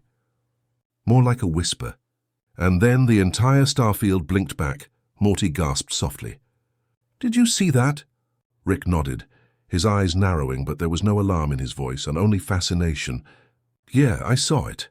The light dimmed and brightened once more, almost like the universe was nodding in acknowledgement. Morty reached out instinctively, as though he could touch it through the glass. "It's like it's talking back," he whispered. Rick sighed, picking up a screwdriver but not using it. "Everything talks back eventually, Morty. The trick is learning when to shut up and listen." Morty smiled, eyes still fixed on the stars. "You ever think maybe that's what you've been doing all along, Rick?" "Listening?" Rick hesitated. "I've been surviving. Listening comes later." The snake had now uncoiled, resting its small head on Morty's knee. Its scales shimmered with a gentle pattern that looked eerily like constellations. Tiny dots of light connecting across its body. Morty brushed his fingers over them, feeling the faint hum beneath the skin. "It feels alive in a different way," he said softly. "Not like animals, more like time itself." Rick finally turned in his chair. His eyes weren't tired or irritated. They were thoughtful, reflective, almost fatherly. "Maybe it is," he said. "Everything that remembers is a kind of time machine, Morty. Memories are just us traveling backward in our own minds. Maybe that little guy's remembering something we can't even imagine." Morty nodded slowly, absorbing that. The rhythm of the ship, the stars, the snake, and his breathing all synced into a single slow pattern. Inhale, exhale, glow, fade. The stillness was so total it began to feel like a language. For a brief, floating eternity, Morty imagined what it might be like to move that slowly, to live in seconds that stretched like silk, in hours that drifted like wind. To measure life not in motion but in stillness. The ship's lights dimmed automatically, reading the quiet as a sign of rest. Rick yawned, barely covering it with a hand. "All right, I'm running a deceleration cycle. We're entering what I call nap space." "You've earned some sleep, kid," Morty chuckled. "Nap space?" Rick shrugged. "It's the part of the multiverse where nothing interesting happens for 6 light years. My favorite place lately." Morty's gaze lingered on the stars. "Maybe that's a good thing." Rick got up, stretched, and wandered toward his small bunk in the corner. As he passed Morty, he glanced down at the snake now coiled in the boy's hands. "Don't let it crawl into any wormholes while you sleep." Morty smiled. "I'll keep an eye on it." Rick's voice softened. "No, you won't. You'll fall asleep. And that's the point." He turned off the main lights, leaving only the faint glow of the stars and the silver shimmer of the snake. Morty stayed awake for a few more minutes, tracing constellations in the creature's glow. "You know," he whispered to it, "I think you might understand me better than most people do." The snake shifted, curling tighter against his palm, its breathing barely audible. Outside, the stars blinked once more, slower now, like eyelids growing heavy. Morty leaned his head against the cold glass, the universe stretching endlessly before him. For the first time in a long while, he didn't feel small. He felt infinite and still. The snake's glow dimmed with his breathing.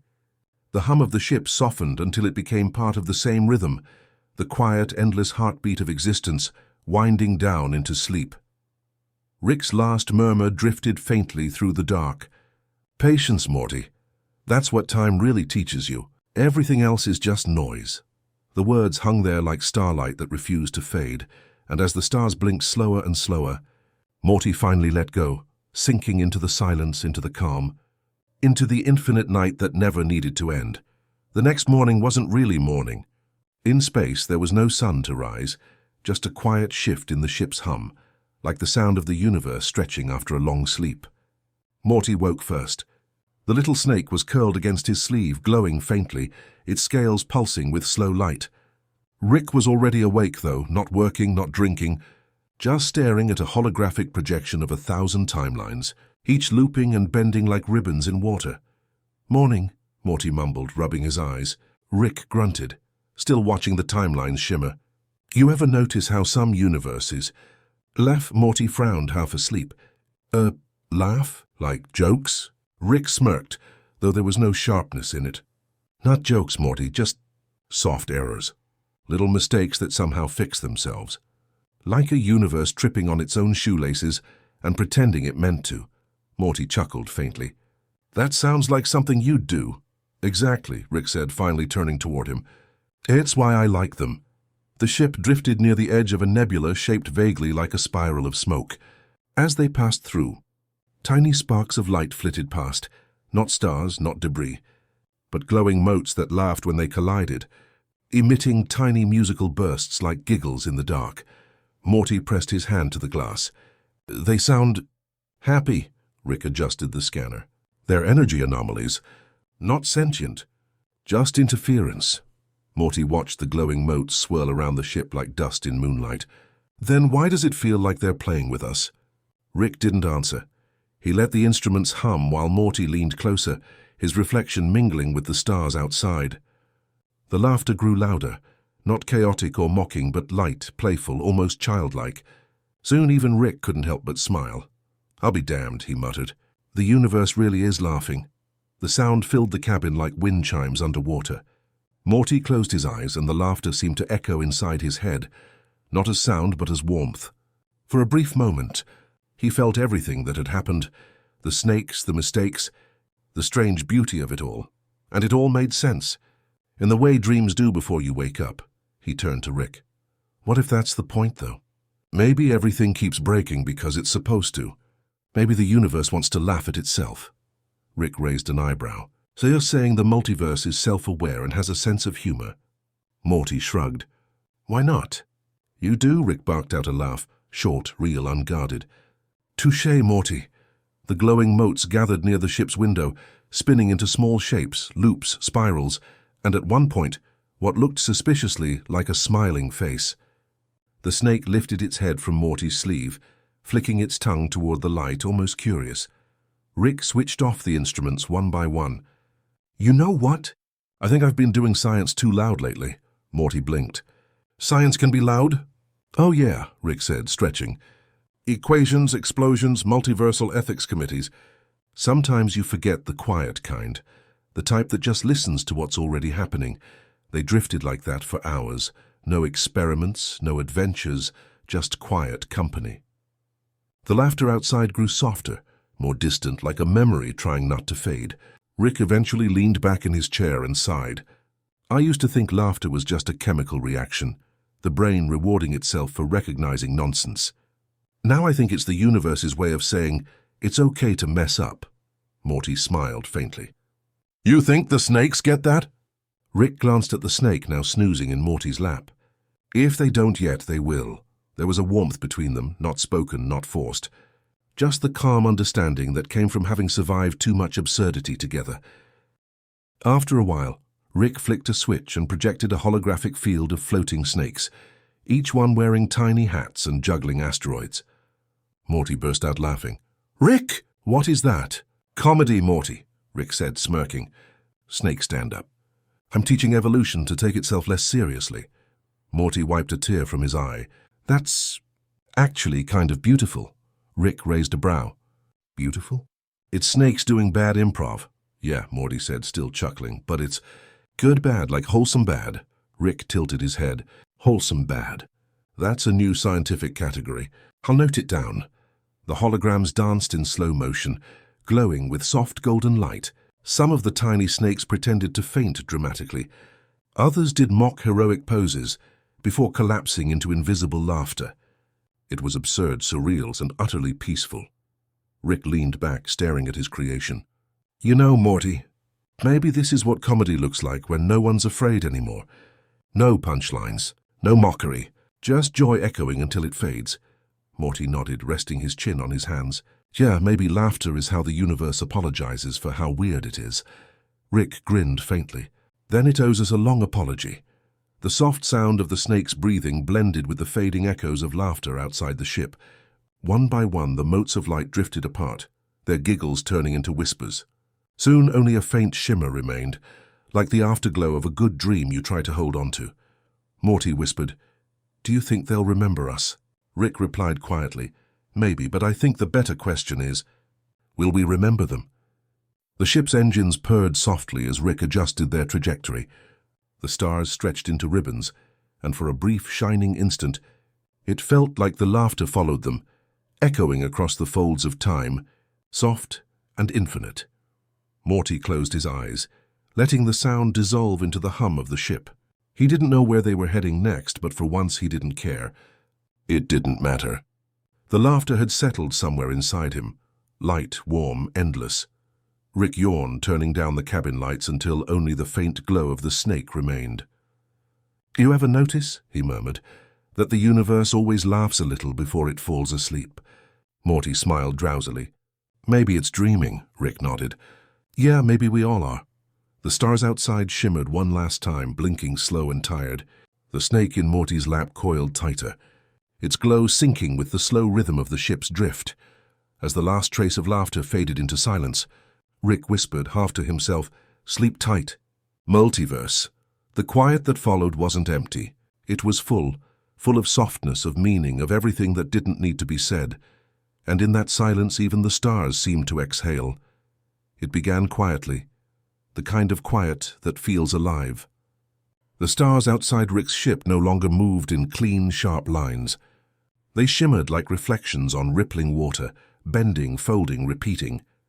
It wasn't chaos. It was rhythm. Time had begun to breathe differently. Rick noticed it first, of course. He stood by the window, staring into the slow-motion blur of starlight. "Morty," he murmured, "you ever seen a universe fall asleep?" Morty yawned. "Fall asleep? You mean die?" Rick shook his head. "Not die. Just slow down, like it's tired of existing too fast." Morty joined him at the window. The snake, small and gentle, coiled lazily around Morty's wrist. Its glow pulsed like a heartbeat synced with the stars. Outside galaxies folded over themselves like origami, their shapes drifting into endless spirals. "It's beautiful," Morty whispered. "Yeah," Rick said. "Entropy's bedtime story." He said it with a smile that didn't sound sad, just quiet. He didn't rush to fix anything, didn't open a portal or grab a tool. For once he just watched. The ship drifted through the collapsing light. Each planet they passed seemed to repeat itself. Versions of the same world, each one slightly softer, as though the universe were painting the same image again and again, but losing definition with every brushstroke. "Rick," Morty said after a while, "are we inside it, like part of the collapse?" Rick smirked faintly. "Morty, we've been part of the collapse since the day we were born. The trick is learning to enjoy it." The words hung in the air, suspended like dust motes in slow gravity. Morty watched the stars stretch into ribbons. "I don't get it. Why does it have to end like this?" Rick tapped his temple. "Everything that moves forward eventually runs out of places to go. Even time, so it folds softly, doesn't break, just rests." Morty nodded slowly, his voice smaller now. "So this is the gentle collapse?" Rick smiled. "Yeah, it's the universe finally taking a nap." They floated in silence for a while, listening to the hum of the ship. It sounded softer now, almost musical, as though the machinery itself were tired too. The snake uncoiled and drifted toward the control panel. It hissed faintly, and the sound echoed, multiplied, like dozens of voices repeating one gentle note. The air shimmered. Morty gasped. "What's happening?" Rick's eyes softened. "It's resonating. That little guy. It's syncing with the decay." The hiss deepened, became something between a hum and a sigh. It filled the cabin. Morty felt it in his bones. The snake wasn't afraid. It was calm, utterly calm, as if it understood something they didn't. Rick leaned forward. "Look at it, Morty. Even in collapse there's harmony." Morty watched the stars beyond the glass. They weren't disappearing. They were merging, folding into each other like waves joining into a single tide. Light itself seemed to breathe slower. "Do you think they know they're fading?" Morty asked quietly. Rick shrugged. "Maybe. Maybe they're fine with it." Morty looked down at the snake, its small body glowing faintly blue. "I don't think I could be fine with it." Rick chuckled, voice low and tired. "You'd be surprised what you can be fine with when it's gentle enough." He sat down, feet propped on a console, staring at nothing in particular. Morty joined him. Neither spoke. Time wasn't moving in seconds anymore. It was more like waves pulsing between moments. Rick finally said, "You know, Morty, most civilizations fear the end because they think it's a wall. But sometimes it's a circle. It just closes softly like a blink." Morty tilted his head. So it's not really over. Rick shook his head slowly. Nothing ever is. It's just different eyes, different dreams. The snake lifted its head, flicking its tongue toward the glass. Outside, what once looked like distant galaxies now appeared as glowing loops, each turning into the shape of an Ouroboros, devouring itself, rebirthing in the same motion. Morty whispered. They're coming back, Rick nodded. Or maybe they never left. The loops pulsed gently, their light reflecting in Rick's eyes. His expression softened in a way Morty rarely saw. No arrogance, no exhaustion. Just awe. You ever notice, Rick said, voice hushed, that endings only hurt when you're awake for them? Morty frowned slightly. What do you mean? Rick smiled faintly. When you fall asleep, you don't notice the world ending. You just dream another one. Morty looked down at the glowing snake. Then maybe we're already dreaming this one. Rick didn't answer. He didn't have to. The collapse continued outside, and not violent, not destructive, just soft. Like the fabric of reality folding into a blanket. Morty closed his eyes for a moment. He could hear faint echoes, laughter, whispers, the hum of the snakes, the sigh of galaxies closing their eyes. Everything sounded slow, serene. He thought about all the times he'd seen things end, planets, timelines, friendships, and how none of them ever felt peaceful. But this was different. It was like the universe was forgiving itself. Rick leaned back in his chair, hands behind his head. You feel that, Morty? Morty opened his eyes slightly. Yeah, that's what peace sounds like. The stars faded to silver fog, swirling gently, like the breath of something enormous and kind. The ship's instruments blinked slower and slower, as if the machines themselves were falling asleep. Morty felt drowsy. Are we going to be okay, Rick? Rick looked at him, then out at the fading light. We already are. For a moment, Morty swore he could see something moving in the mist, faint shapes of snakes, galaxies, people, all blending together into patterns of light. He couldn't tell where one ended and the next began. It all felt right. The snake slithered back to his wrist and curled up again, pulsing faintly in rhythm with his heartbeat. Rick whispered, Don't worry, kid. The universe knows how to rest.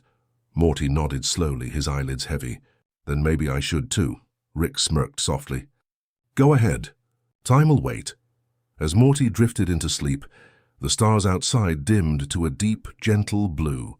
The collapse completed itself, not with an explosion, not with silence, but with a soft sigh that carried across eternity. Rick sat there a while longer, eyes half-lidded, watching what remained of creation settle into stillness. He didn't try to understand it, he just let it be. Eventually he whispered to the quiet, Good night, universe. The light outside flickered one last time, then steadied. The gentle collapse was complete, and for the first time in a long time, Rick smiled without sadness. The universe was finally calm. No bright flares, no rifts, no noise, just the soft hum of drifting matter, the kind of silence that feels full rather than empty. Morty sat by the ship's small round window, staring at the blue glow of distant stars. They looked peaceful, but inside him something twisted gently. Not sharp, not violent, just a quiet ache that refused to go away. Rick was asleep in his chair again, a half-empty flask resting on his chest. He snored lightly, like a tired engine winding down. The sound should have been comforting. It wasn't.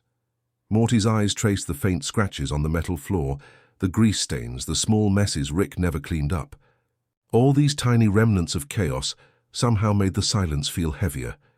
He whispered to himself, I didn't mean to start it. The snake on his wrist stirred slightly, its glow pulsing like a heartbeat. It wasn't angry. It wasn't afraid. It just breathed. Morty wished he could do the same, just exist without feeling responsible for everything that broke along the way. He remembered the day it all started, that small, stupid mistake. The way he reached for something he didn't understand. The ripple it caused. How one moment of curiosity spiraled into a story too big to control. Rick had laughed it off, called it a minor hiccup in the tapestry of time, but Morty never really forgave himself. He pressed his forehead against the cold glass. The stars blurred slightly from the warmth of his breath. What if it was all my fault? He murmured. Rick's voice came from behind him, rough and quiet. It usually is. Morty jumped. Rick, you're awake? Rick rubbed his eyes, sitting up slowly. Barely. He took a sip from the flask, then set it down. You think too loud, Morty. Woke me up. Morty frowned. I keep thinking about the snakes, Rick, everything they went through. The whole collapse thing. I started it. If I hadn't... Rick waved a hand lazily. You didn't start anything, Morty. You just sped it up a little. The universe was already headed there. But if I hadn't messed with them, Rick cut him off gently. Then something else would have. A meteor, a time glitch, a cosmic sneeze. Take your pick. Morty looked down, still unconvinced. I don't know, Rick. It feels like I broke something I can't fix. Rick leaned forward, elbows on his knees. For once, his voice wasn't sarcastic. It was soft, almost human. You ever notice, Morty, that guilt feels a lot like gravity? It pulls you down, makes everything heavier. But it's also what keeps you standing on something real. Morty blinked. That's weirdly comforting. Rick smirked faintly. Don't get used to it. They sat in silence again. The hum of the ship filled the space between them, a low, constant lullaby. Rick reached out and tapped the window with one finger. See that cluster out there? Morty followed his gaze. Yeah. Those stars burned for billions of years. Then one day they collapse, poof, gone. You think they spend their last light apologizing? Morty hesitated. No, Rick nodded. Exactly. They just burn out quietly, turn into something else. Nebulas, dust, maybe a black hole. That's the universe's way of saying sorry. It doesn't. It just changes shape. Morty thought about that. So what? I should just pretend it didn't happen. Rick's voice softened even more. No, you just stop punishing yourself for being part of the process. Everything collapses, Morty, but sometimes collapse is the only way new things get born. Morty looked back at the stars. It still hurts, though. Rick sighed. Good, means you care. The day it stops hurting, that's when you turn into me. Morty smiled faintly, though it trembled at the edges. You say that like it's a bad thing. Rick chuckled. It's not bad. It's just lonely. The snake on Morty's wrist slithered up toward his shoulder and rested there, head tucked near his neck. The warmth of it was steady, grounding. Morty reached up and touched it gently. You ever feel like the universe is trying to tell you something? He asked. Rick leaned back, watching him. All the time. Usually it's telling me to shut up. Morty laughed quietly. The sound was small, but it loosened something in his chest. Rick smiled. There you go. That's better. Morty stared out the window again. The stars looked softer now, less like judgment, more like quiet company. He whispered, Do you think they forgive us? Rick tilted his head. Who? The snakes? The universe? Both, I guess. Rick took a long breath. Forgiveness is overrated, Morty. The universe doesn't need it. It just keeps spinning no matter what. That's kind of the point. You don't fix it. You learn to live alongside it. Morty nodded slowly. I think I want to. Rick studied him, the faintest smile tugging at the corner of his mouth. You're already doing better than most people. They sat like that for a while, Rick half dozing, Morty watching the endless, slow drift of stars. The guilt didn't vanish, but it changed texture. It wasn't sharp anymore. It was something softer, something that could be held without pain. After a long while, Morty said, Hey, Rick. Yeah, thanks. Rick raised an eyebrow. For what? Morty shrugged. For not trying to fix it, for just being here. Rick looked at him, expression unreadable, then muttered, Don't mention it. The ship hummed again, a steady, rhythmic sound that almost matched the beat of their breathing. The snake flicked its tongue, a tiny flash of light in the dim cabin. Rick finally broke the silence. You know, Morty, maybe forgiveness isn't something you wait for. Maybe it's something you practice, quietly every day until it feels natural. Morty nodded. Like sleeping? Rick chuckled. Exactly. You don't think about it. You just let it happen. Morty leaned back against the wall, eyes half closing. Then maybe I'll start tonight. Rick smiled softly. Good plan.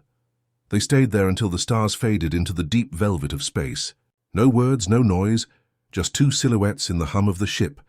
One drifting toward sleep, the other lost in thought. Rick looked at Morty, already half asleep. The small snake curled peacefully against his neck. The boy's breathing was even, calm. Rick whispered, barely audible, You did fine, kid. He looked out one last time at the glowing remnants of a folded universe and muttered, Everything forgives itself eventually. Then he leaned back, eyes heavy, and let the silence cradle them both. The universe had gone quiet again, not empty. Not gone, just quiet in the way a sleeping forest is quiet. The snake civilizations that once hissed, shouted, and echoed across galaxies had fallen into a softer kind of existence. They no longer spoke, not because they couldn't, but because they no longer needed to. Morty sat cross-legged on the floor of the ship, watching a group of tiny luminous snakes glide across a holographic projection. Rick had been observing them for hours, muttering half-formed equations under his breath. But even his voice had softened lately. It carried less bite, less sarcasm, as if the silence of the snakes had started teaching him something too. "Rick," Morty whispered, afraid to disturb the peace. "Do you think they're happier now?" Rick didn't look up. "Who, the snakes?" "Yeah," Morty's voice was small. "They don't talk anymore. They just move together. It's kind of beautiful, right?" Rick scratched his head, squinting at the projection. "I don't know if happiness applies here, Morty. They're synchronized. Peaceful, maybe.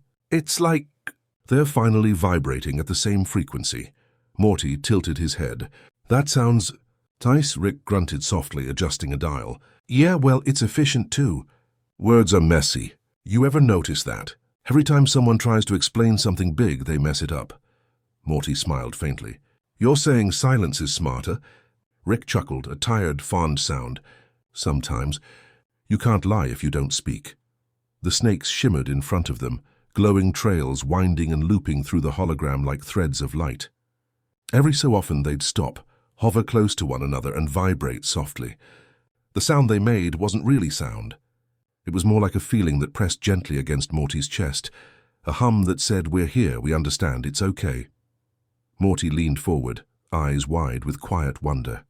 "It's like they're talking with their hearts." Rick sighed, leaning back in his chair. "Don't go all poetic on me, Morty."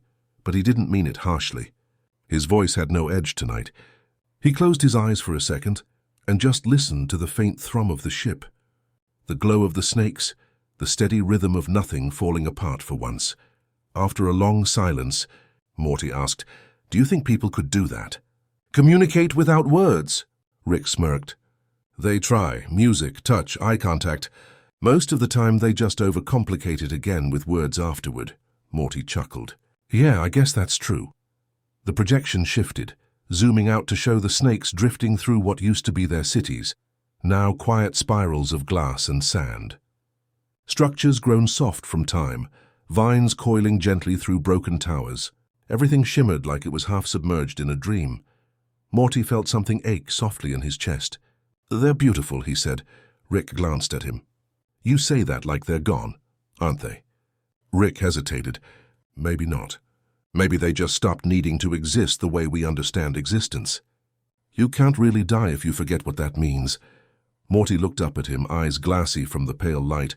"That's kind of sad," Rick shook his head. "No, that's evolution." The snake on Morty's wrist stirred, pressing its head against his skin. It didn't make a sound, but he felt something in the quiet, a pulse of warmth that wasn't his. The hum reached through him like a lullaby from somewhere deep inside the stars. He whispered, "I can feel it." Rick didn't answer. He just watched. The ship floated through a soft fog of cosmic dust, blue and violet, glowing faintly like candle smoke. Outside, clusters of old satellites and drifting debris reflected the ship's light, creating the illusion of moving stars. For the first time in what felt like forever, there was no danger, no rush, no joke waiting to ruin the stillness. Morty's eyelids grew heavy, the hum of the snakes, the rhythm of the ship, the slow pulse of light. Everything moved at the same calm frequency. "Rick," he murmured, almost asleep. "You think the universe ever gets tired of talking?" Rick's voice came back, slow and quiet. "All the time, Morty. That's why silence exists." Morty smiled faintly.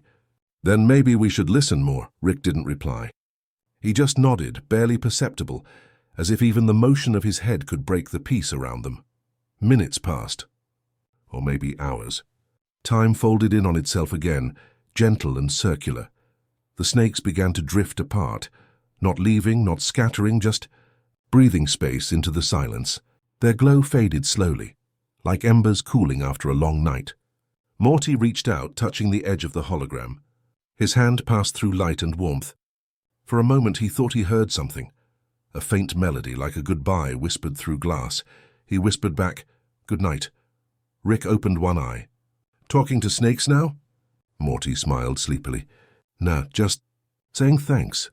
Rick tilted his head back, closing his eyes again. "You're learning, Morty, that's good." "What am I learning?" "That not every goodbye needs noise." Morty thought about that. The words echoed inside him for a long while. He remembered all the times he'd tried to fix, explain, justify. How every apology felt like a stone thrown into a calm pond, always disturbing something that didn't need to move. Maybe Rick was right. Maybe silence wasn't empty. Maybe it was forgiveness finally finding its shape. Outside, the fog grew thicker, wrapping the ship in gentle twilight. The hum of the snakes faded completely now, but the warmth they'd left lingered. It was in the air, in the metal, in the rhythm of breathing and the pulse of light. Rick spoke again, voice barely a whisper. "You know, Morty, sometimes the universe doesn't want us to answer. It just wants us to be quiet long enough to feel what it's saying." Morty nodded, too drowsy to speak. His eyes fluttered shut. The silence held him like water. Rick leaned back, watching him drift toward sleep. He glanced once more at the projection, the last faint outline of a glowing serpent disappearing into darkness. He whispered, "Guess that's their way of saying goodnight." Then he reached over, dimmed the ship's lights to a warm amber glow, and let the silence stay unbroken. The ship floated through the cosmic fog, drifting slowly, its engines humming like a lullaby wrapped in distance. Morty was asleep, or something close to it. His breathing came slow and even, his head tilted slightly toward the glass of the viewport. Outside, the stars were turning, not spinning fast, but gliding, as if the entire universe had decided to slow down just for this small, fragile boy and the old scientist who'd forgotten how to rest. Rick sat quietly at the console, chin resting on one hand, watching the light play across Morty's face.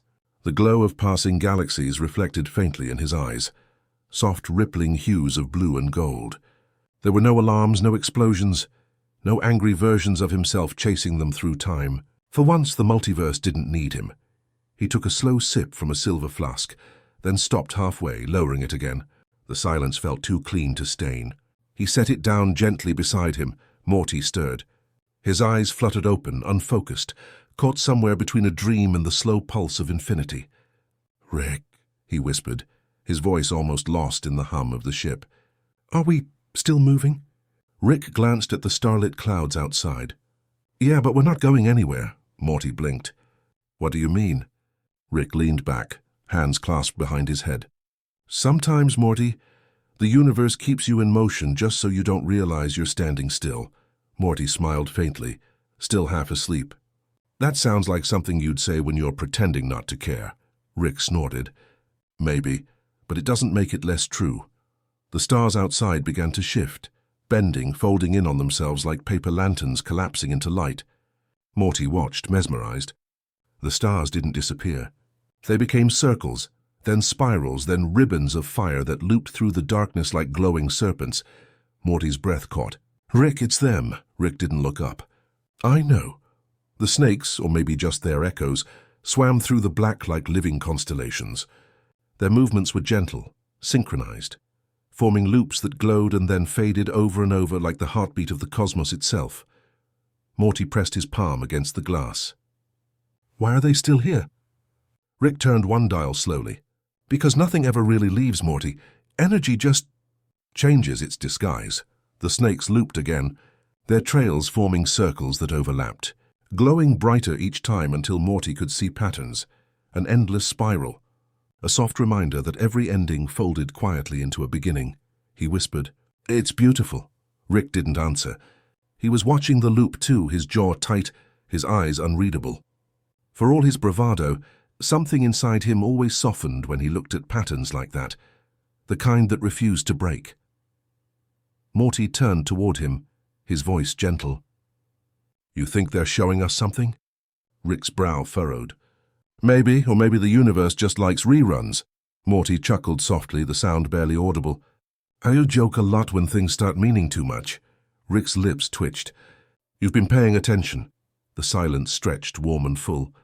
The light from the loop spilled into the cabin, washing everything in soft amber and violet hues. It shimmered across Rick's face, catching the silver in his hair, the exhaustion in his eyes. Morty's voice came quiet again. "Rick, what happens when the loop ends?" Rick turned toward him slowly. "It doesn't. But everything ends." Rick leaned forward, elbows on his knees. "Yeah, but not the loop, Morty. That's the trick. You end, I end, planets burn out, civilizations crumble, but the pattern," he gestured toward the spiraling light. "It repeats, over and over. The universe loves itself too much to stop playing." Morty stared at the glowing trails. "So we're part of it?" Rick smirked faintly. "You're catching on." Morty fell silent, letting that thought settle. The loops kept forming, bright, then fading, then bright again. He started to notice that the rhythm matched something familiar, his heartbeat. It wasn't random. It was calling to him. Or maybe he was finally calm enough to hear it. He closed his eyes and the light didn't fade. It only got brighter behind his eyelids, pulsing softly like it lived inside him. He whispered, "Rick, I think they're inside us." Rick's voice came back slow. "Yeah, Morty, they always were." The hum deepened. The ship's lights dimmed automatically, sensing the ambient glow outside. Time didn't feel real anymore. The ticking seconds, the stretch of minutes, all of it dissolved into the same smooth rhythm. Morty drifted deeper into the feeling. He saw flashes, moments replaying through the golden light, himself running beside Rick through a collapsing dimension, standing under twin suns, laughing, terrified, alive. Every version of him across the multiverse flickered for an instant, not separate, not broken, but connected through this glowing thread of energy, looping infinitely. He gasped. "Rick, I can see us. All of us everywhere." Rick's voice had gone quiet. "Don't try to understand it, Morty, just let it show you."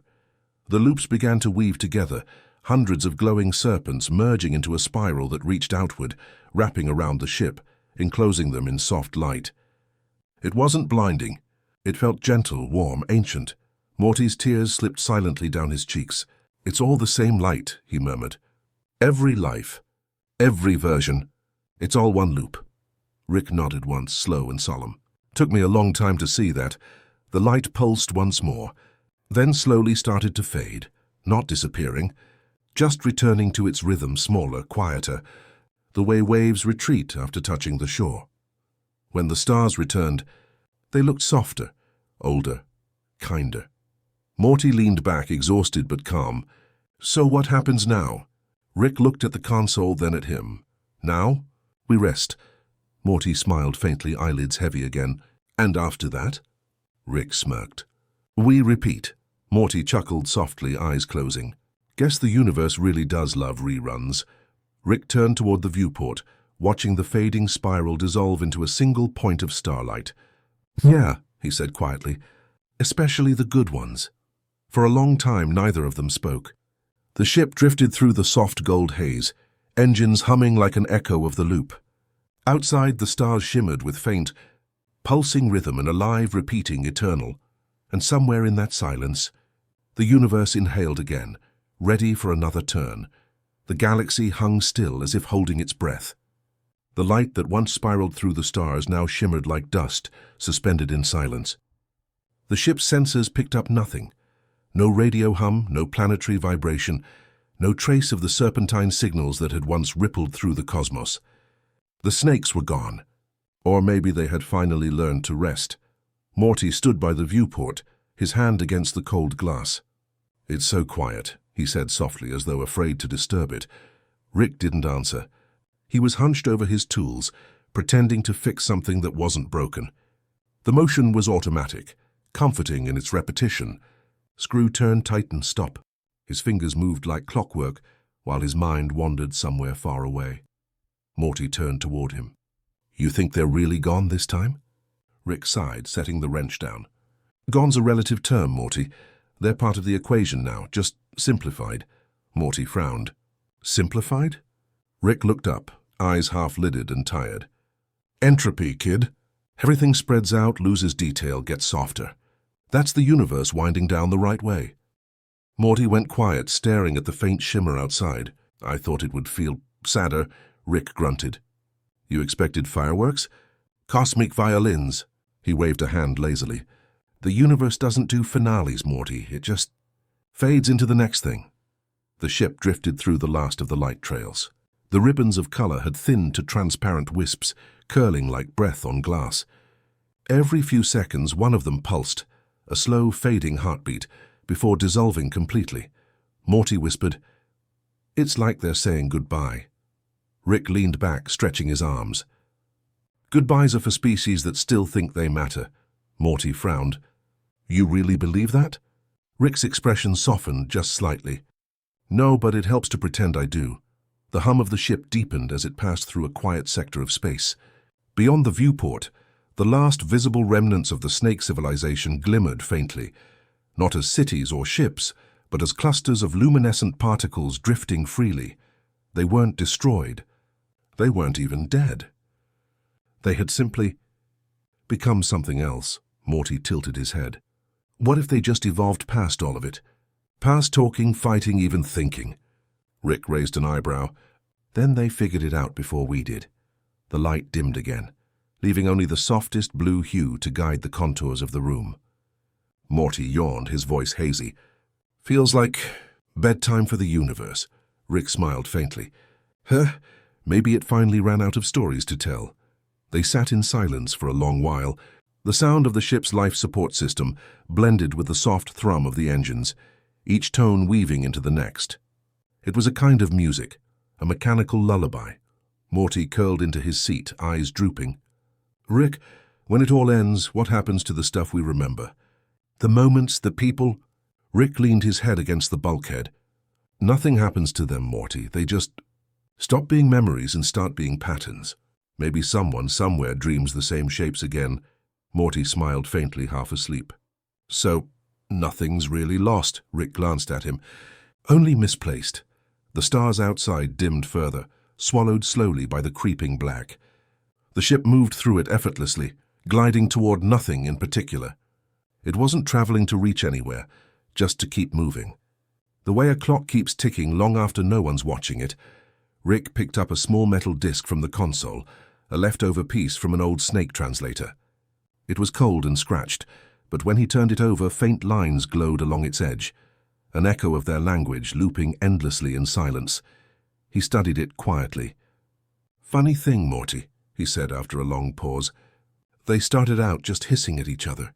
Pure instinct. Then they made language, machines, space travel, and now they're back to silence," Morty murmured, barely awake. "So, it all comes back around," Rick nodded. "Yeah, full circle. Nature's got a sick sense of humor." He set the disc on the dashboard, letting it catch the light from a passing nebula. For an instant, the glow reflected in both their faces, old and young, genius and apprentice, silence and motion. Outside, a ripple passed through the black.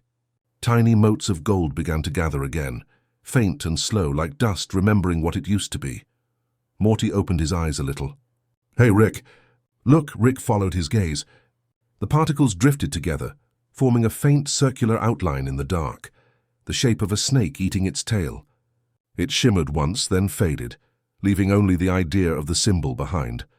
Morty whispered, "It's still looping." Rick's voice dropped to a murmur. "Yeah, the universe doesn't stop, kid. It just learns to whisper." Morty smiled softly, sinking deeper into the seat. "That's kind of nice." Rick stared at him for a moment, the lines on his face deepening, then softening again. "You know, Morty," he said quietly, "for all the chaos out there, maybe this was the only good ending." Morty yawned. "Because it's peaceful?" Rick looked back out the window. "Because it's gentle." The hum of the ship slowed as Rick dimmed the interior lights. The panels glowed faintly like candlelight, painting the space in soft gold. Morty's voice came out slow and tired. "Feels like everything's falling asleep." Rick exhaled, his tone almost a whisper. "Maybe it is. Maybe the universe deserves a nap too." He reached over and adjusted the autopilot. The ship's path aligned with a cluster of faintly glowing dust, remnants of what used to be a star system. It looked peaceful, almost like a snow globe frozen in time. Rick leaned back, eyes half shut.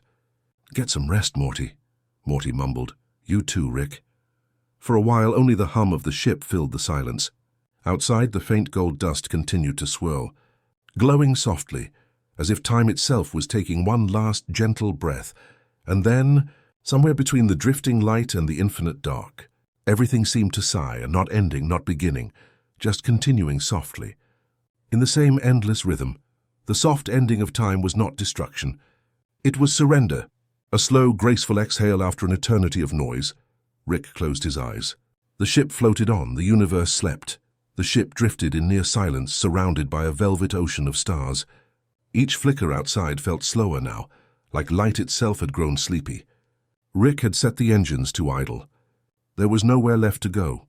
Morty slept in the co-pilot's chair, his head tilted toward the glass. A faint smile touched his lips, the kind of smile that comes when a dream feels too real to wake from. His chest rose and fell with a rhythm that matched the hum of the ship's core. Rick watched him for a while. He pretended to tinker with a switch, then gave up. The tools lay scattered across the table, like pieces of a puzzle no one intended to finish. He poured himself another sip of something amber-colored and leaned back. Outside, the stars stretched thin, as if being pulled gently toward the edge of existence. Morty murmured something in his sleep, a half-word, a sound like hiss. Rick's brow lifted. "You're dreaming of 'em again, huh?" he whispered. Inside Morty's mind, a different sky shimmered. He was standing, or floating, in a field of starlit sand. It moved beneath his feet like soft waves, glowing faintly blue. Above him hung a spiral of serpents, luminous and slow, coiling through constellations as if weaving the fabric of space itself. Their scales flickered like candlelight, each one a memory. The largest of them drifted closer, its eyes kind and unblinking. Its body encircled him, not to trap but to cradle, a cosmic lullaby made of motion. Morty didn't feel fear, only warmth. The creature's breath was the sound of tides, and its tongue flickered like wind against his ear. "You came back," Morty whispered. His voice carried like an echo through water. The snake's body pulsed gently, colors flowing across it like ripples of emotion. He couldn't tell if it was speaking or dreaming beside him, but the meaning came through anyway. "We never left. You just stopped listening." Morty reached out. His hand passed through the creature's glow, and for a moment he felt every heartbeat in the galaxy, each pulse, each sigh, each life folding quietly into the next. It was overwhelming, but soft, like standing beneath the surface of a warm ocean. He laughed under his breath. Rick was right. The universe really does whisper. Somewhere beyond that dream, Rick sat alone at the console.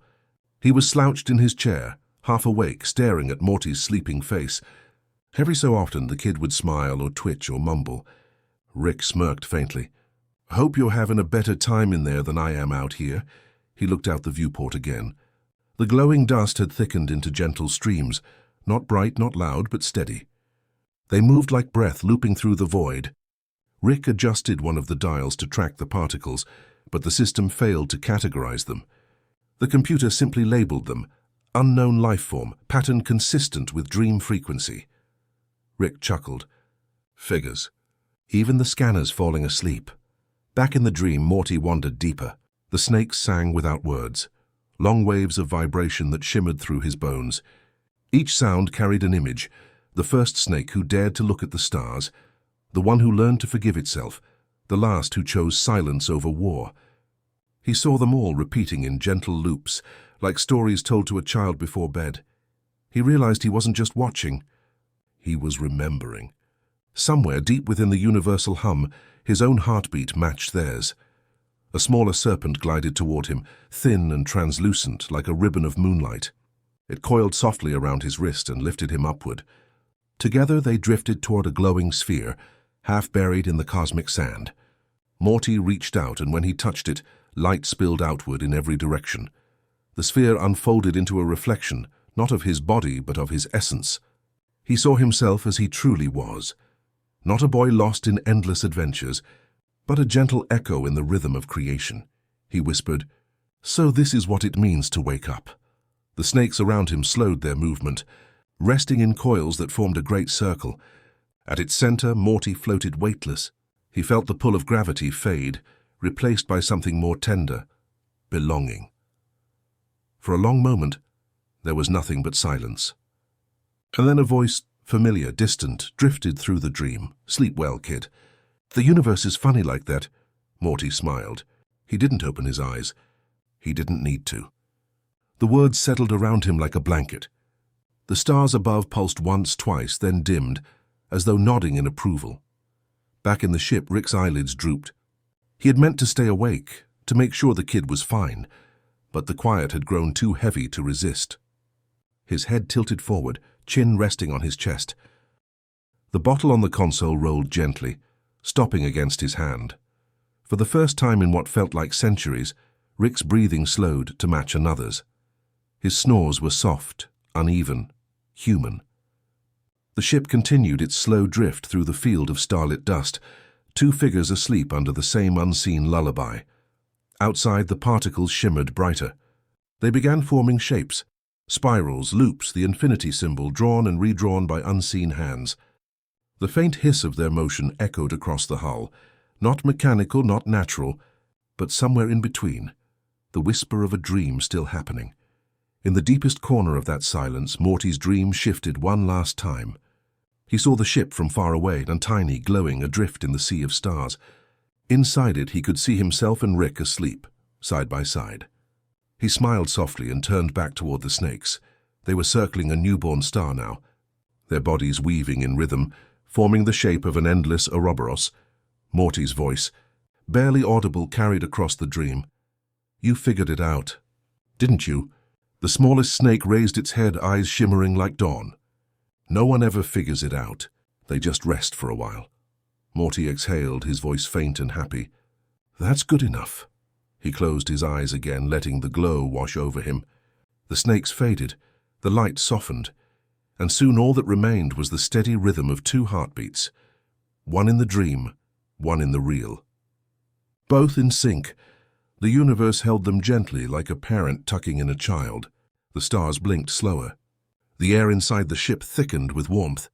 And somewhere between thought and sleep, Morty became part of the story itself, not an observer but a note in the cosmic melody. He wasn't gone. He was resting, and outside the galaxies continued their quiet laughter. The ship drifted without purpose now, wrapped in the faint shimmer of dying starlight.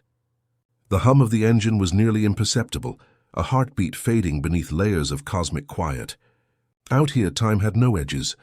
It had melted into stillness, got warm, endless, forgiving. Rick stirred first. His eyelids opened halfway, the dim blue light of the control panel painting soft lines across his face. For a moment, he didn't move. His body felt heavy, but not in a bad way. Heavy like a blanket draped over a weary traveler at the end of a long road. He turned his head slightly and looked at Morty. The kid was still asleep, peaceful, unbothered, breathing slow. His face looked younger somehow, softer than the day before. Rick noticed that one of Morty's hands rested loosely near the console, open, palm up, as though still holding onto a dream. Outside the ship, the glow had changed. The stars seemed closer, pulsing gently as if breathing in unison with the sleeping boy. Between the constellations, faint serpentine shapes shimmered, not solid, not ghosts, but something in between. They drifted lazily across the darkness, curling in spirals that radiated calm instead of chaos. Rick exhaled. "You guys never quit, huh?" His voice was quiet, almost fond. "Always got to make an exit dramatic." The largest of the glowing shapes paused near the ship, its body curving around them like a protective halo. It wasn't threatening. If anything, it felt like a final goodbye. For the first time, Rick didn't reach for a tool or make a cynical remark. He just watched. The serpent's glow reflected in his eyes, filling the wrinkles of his face with soft light. He thought about the countless worlds he'd destroyed, the endless universes he'd broken apart, the experiments that went too far. But he also thought about the things he'd never bothered to notice, the tiny kindnesses that had threaded through his chaos. Morty's trust, Summer's laughter, Beth's quiet hope. Even Jerry's confusion had been a strange form of love, one that asked nothing but to be seen. The stars pulsed once more, and Rick felt it, that faint hum from long ago. The same vibration that once came from the alien children, the same resonance that had filled his lab like a lullaby. It had returned softer now, as if time itself had decided to hum him to sleep. Morty stirred. His eyelids fluttered open, eyes still glazed with dreams. "Rick?" "Hey, kid," Rick said softly. "You're awake." Morty blinked, his gaze moving to the viewport. "They're still here. Rick nodded.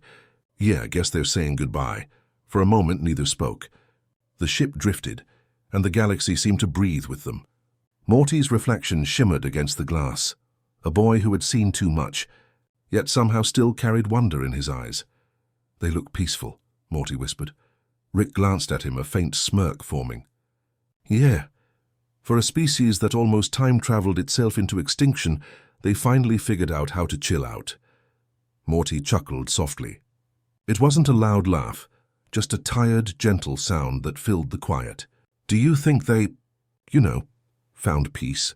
Rick leaned back in his chair. I think they stopped trying to find it. That's usually when peace shows up. The ship's console flickered. A gentle alert, not a warning, just a reminder that they were drifting toward a region of low gravity, where the stars thinned into a soft, glowing fog. Rick muted the alert and sighed. Let's stay here a while. Morty nodded. He didn't argue, didn't ask where they were headed next. There was nowhere to go that mattered more than this. The glowing snakes outside began to fade, their shapes dissolving into threads of starlight. One by one they blended with the fog, leaving behind trails that sparkled briefly before dimming. Morty watched them disappear. They're gone, he said softly. Rick shook his head. Nah, kid.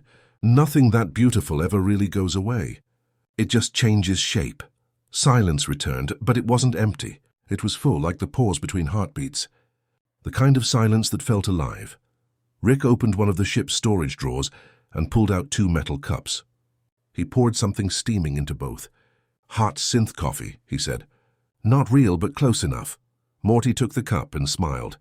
Thanks, Rick. They sat together, sipping quietly. The warmth of the drink spread through their hands, their arms, their chests. Outside, the stars seemed to sway, moving slowly like lanterns floating on a midnight tide. Morty leaned back in his chair, eyes half closing. You think the universe ever gets tired? Rick chuckled. It's been around for a while, kid. I'd say it's earned a nap. Yeah, Morty murmured, his voice fading. Maybe we have too. Rick glanced at him again, the way his head tilted, the faint hum in his throat, the comfort he seemed to find just being near. Something in Rick's chest tightened, but not painfully. It was the ache of something real, something human. Yeah, Rick whispered. Maybe we have. They let the quiet do the rest. The ship continued to drift, slower now, surrounded by a soft blue glow that pulsed in steady rhythm. It wasn't mechanical.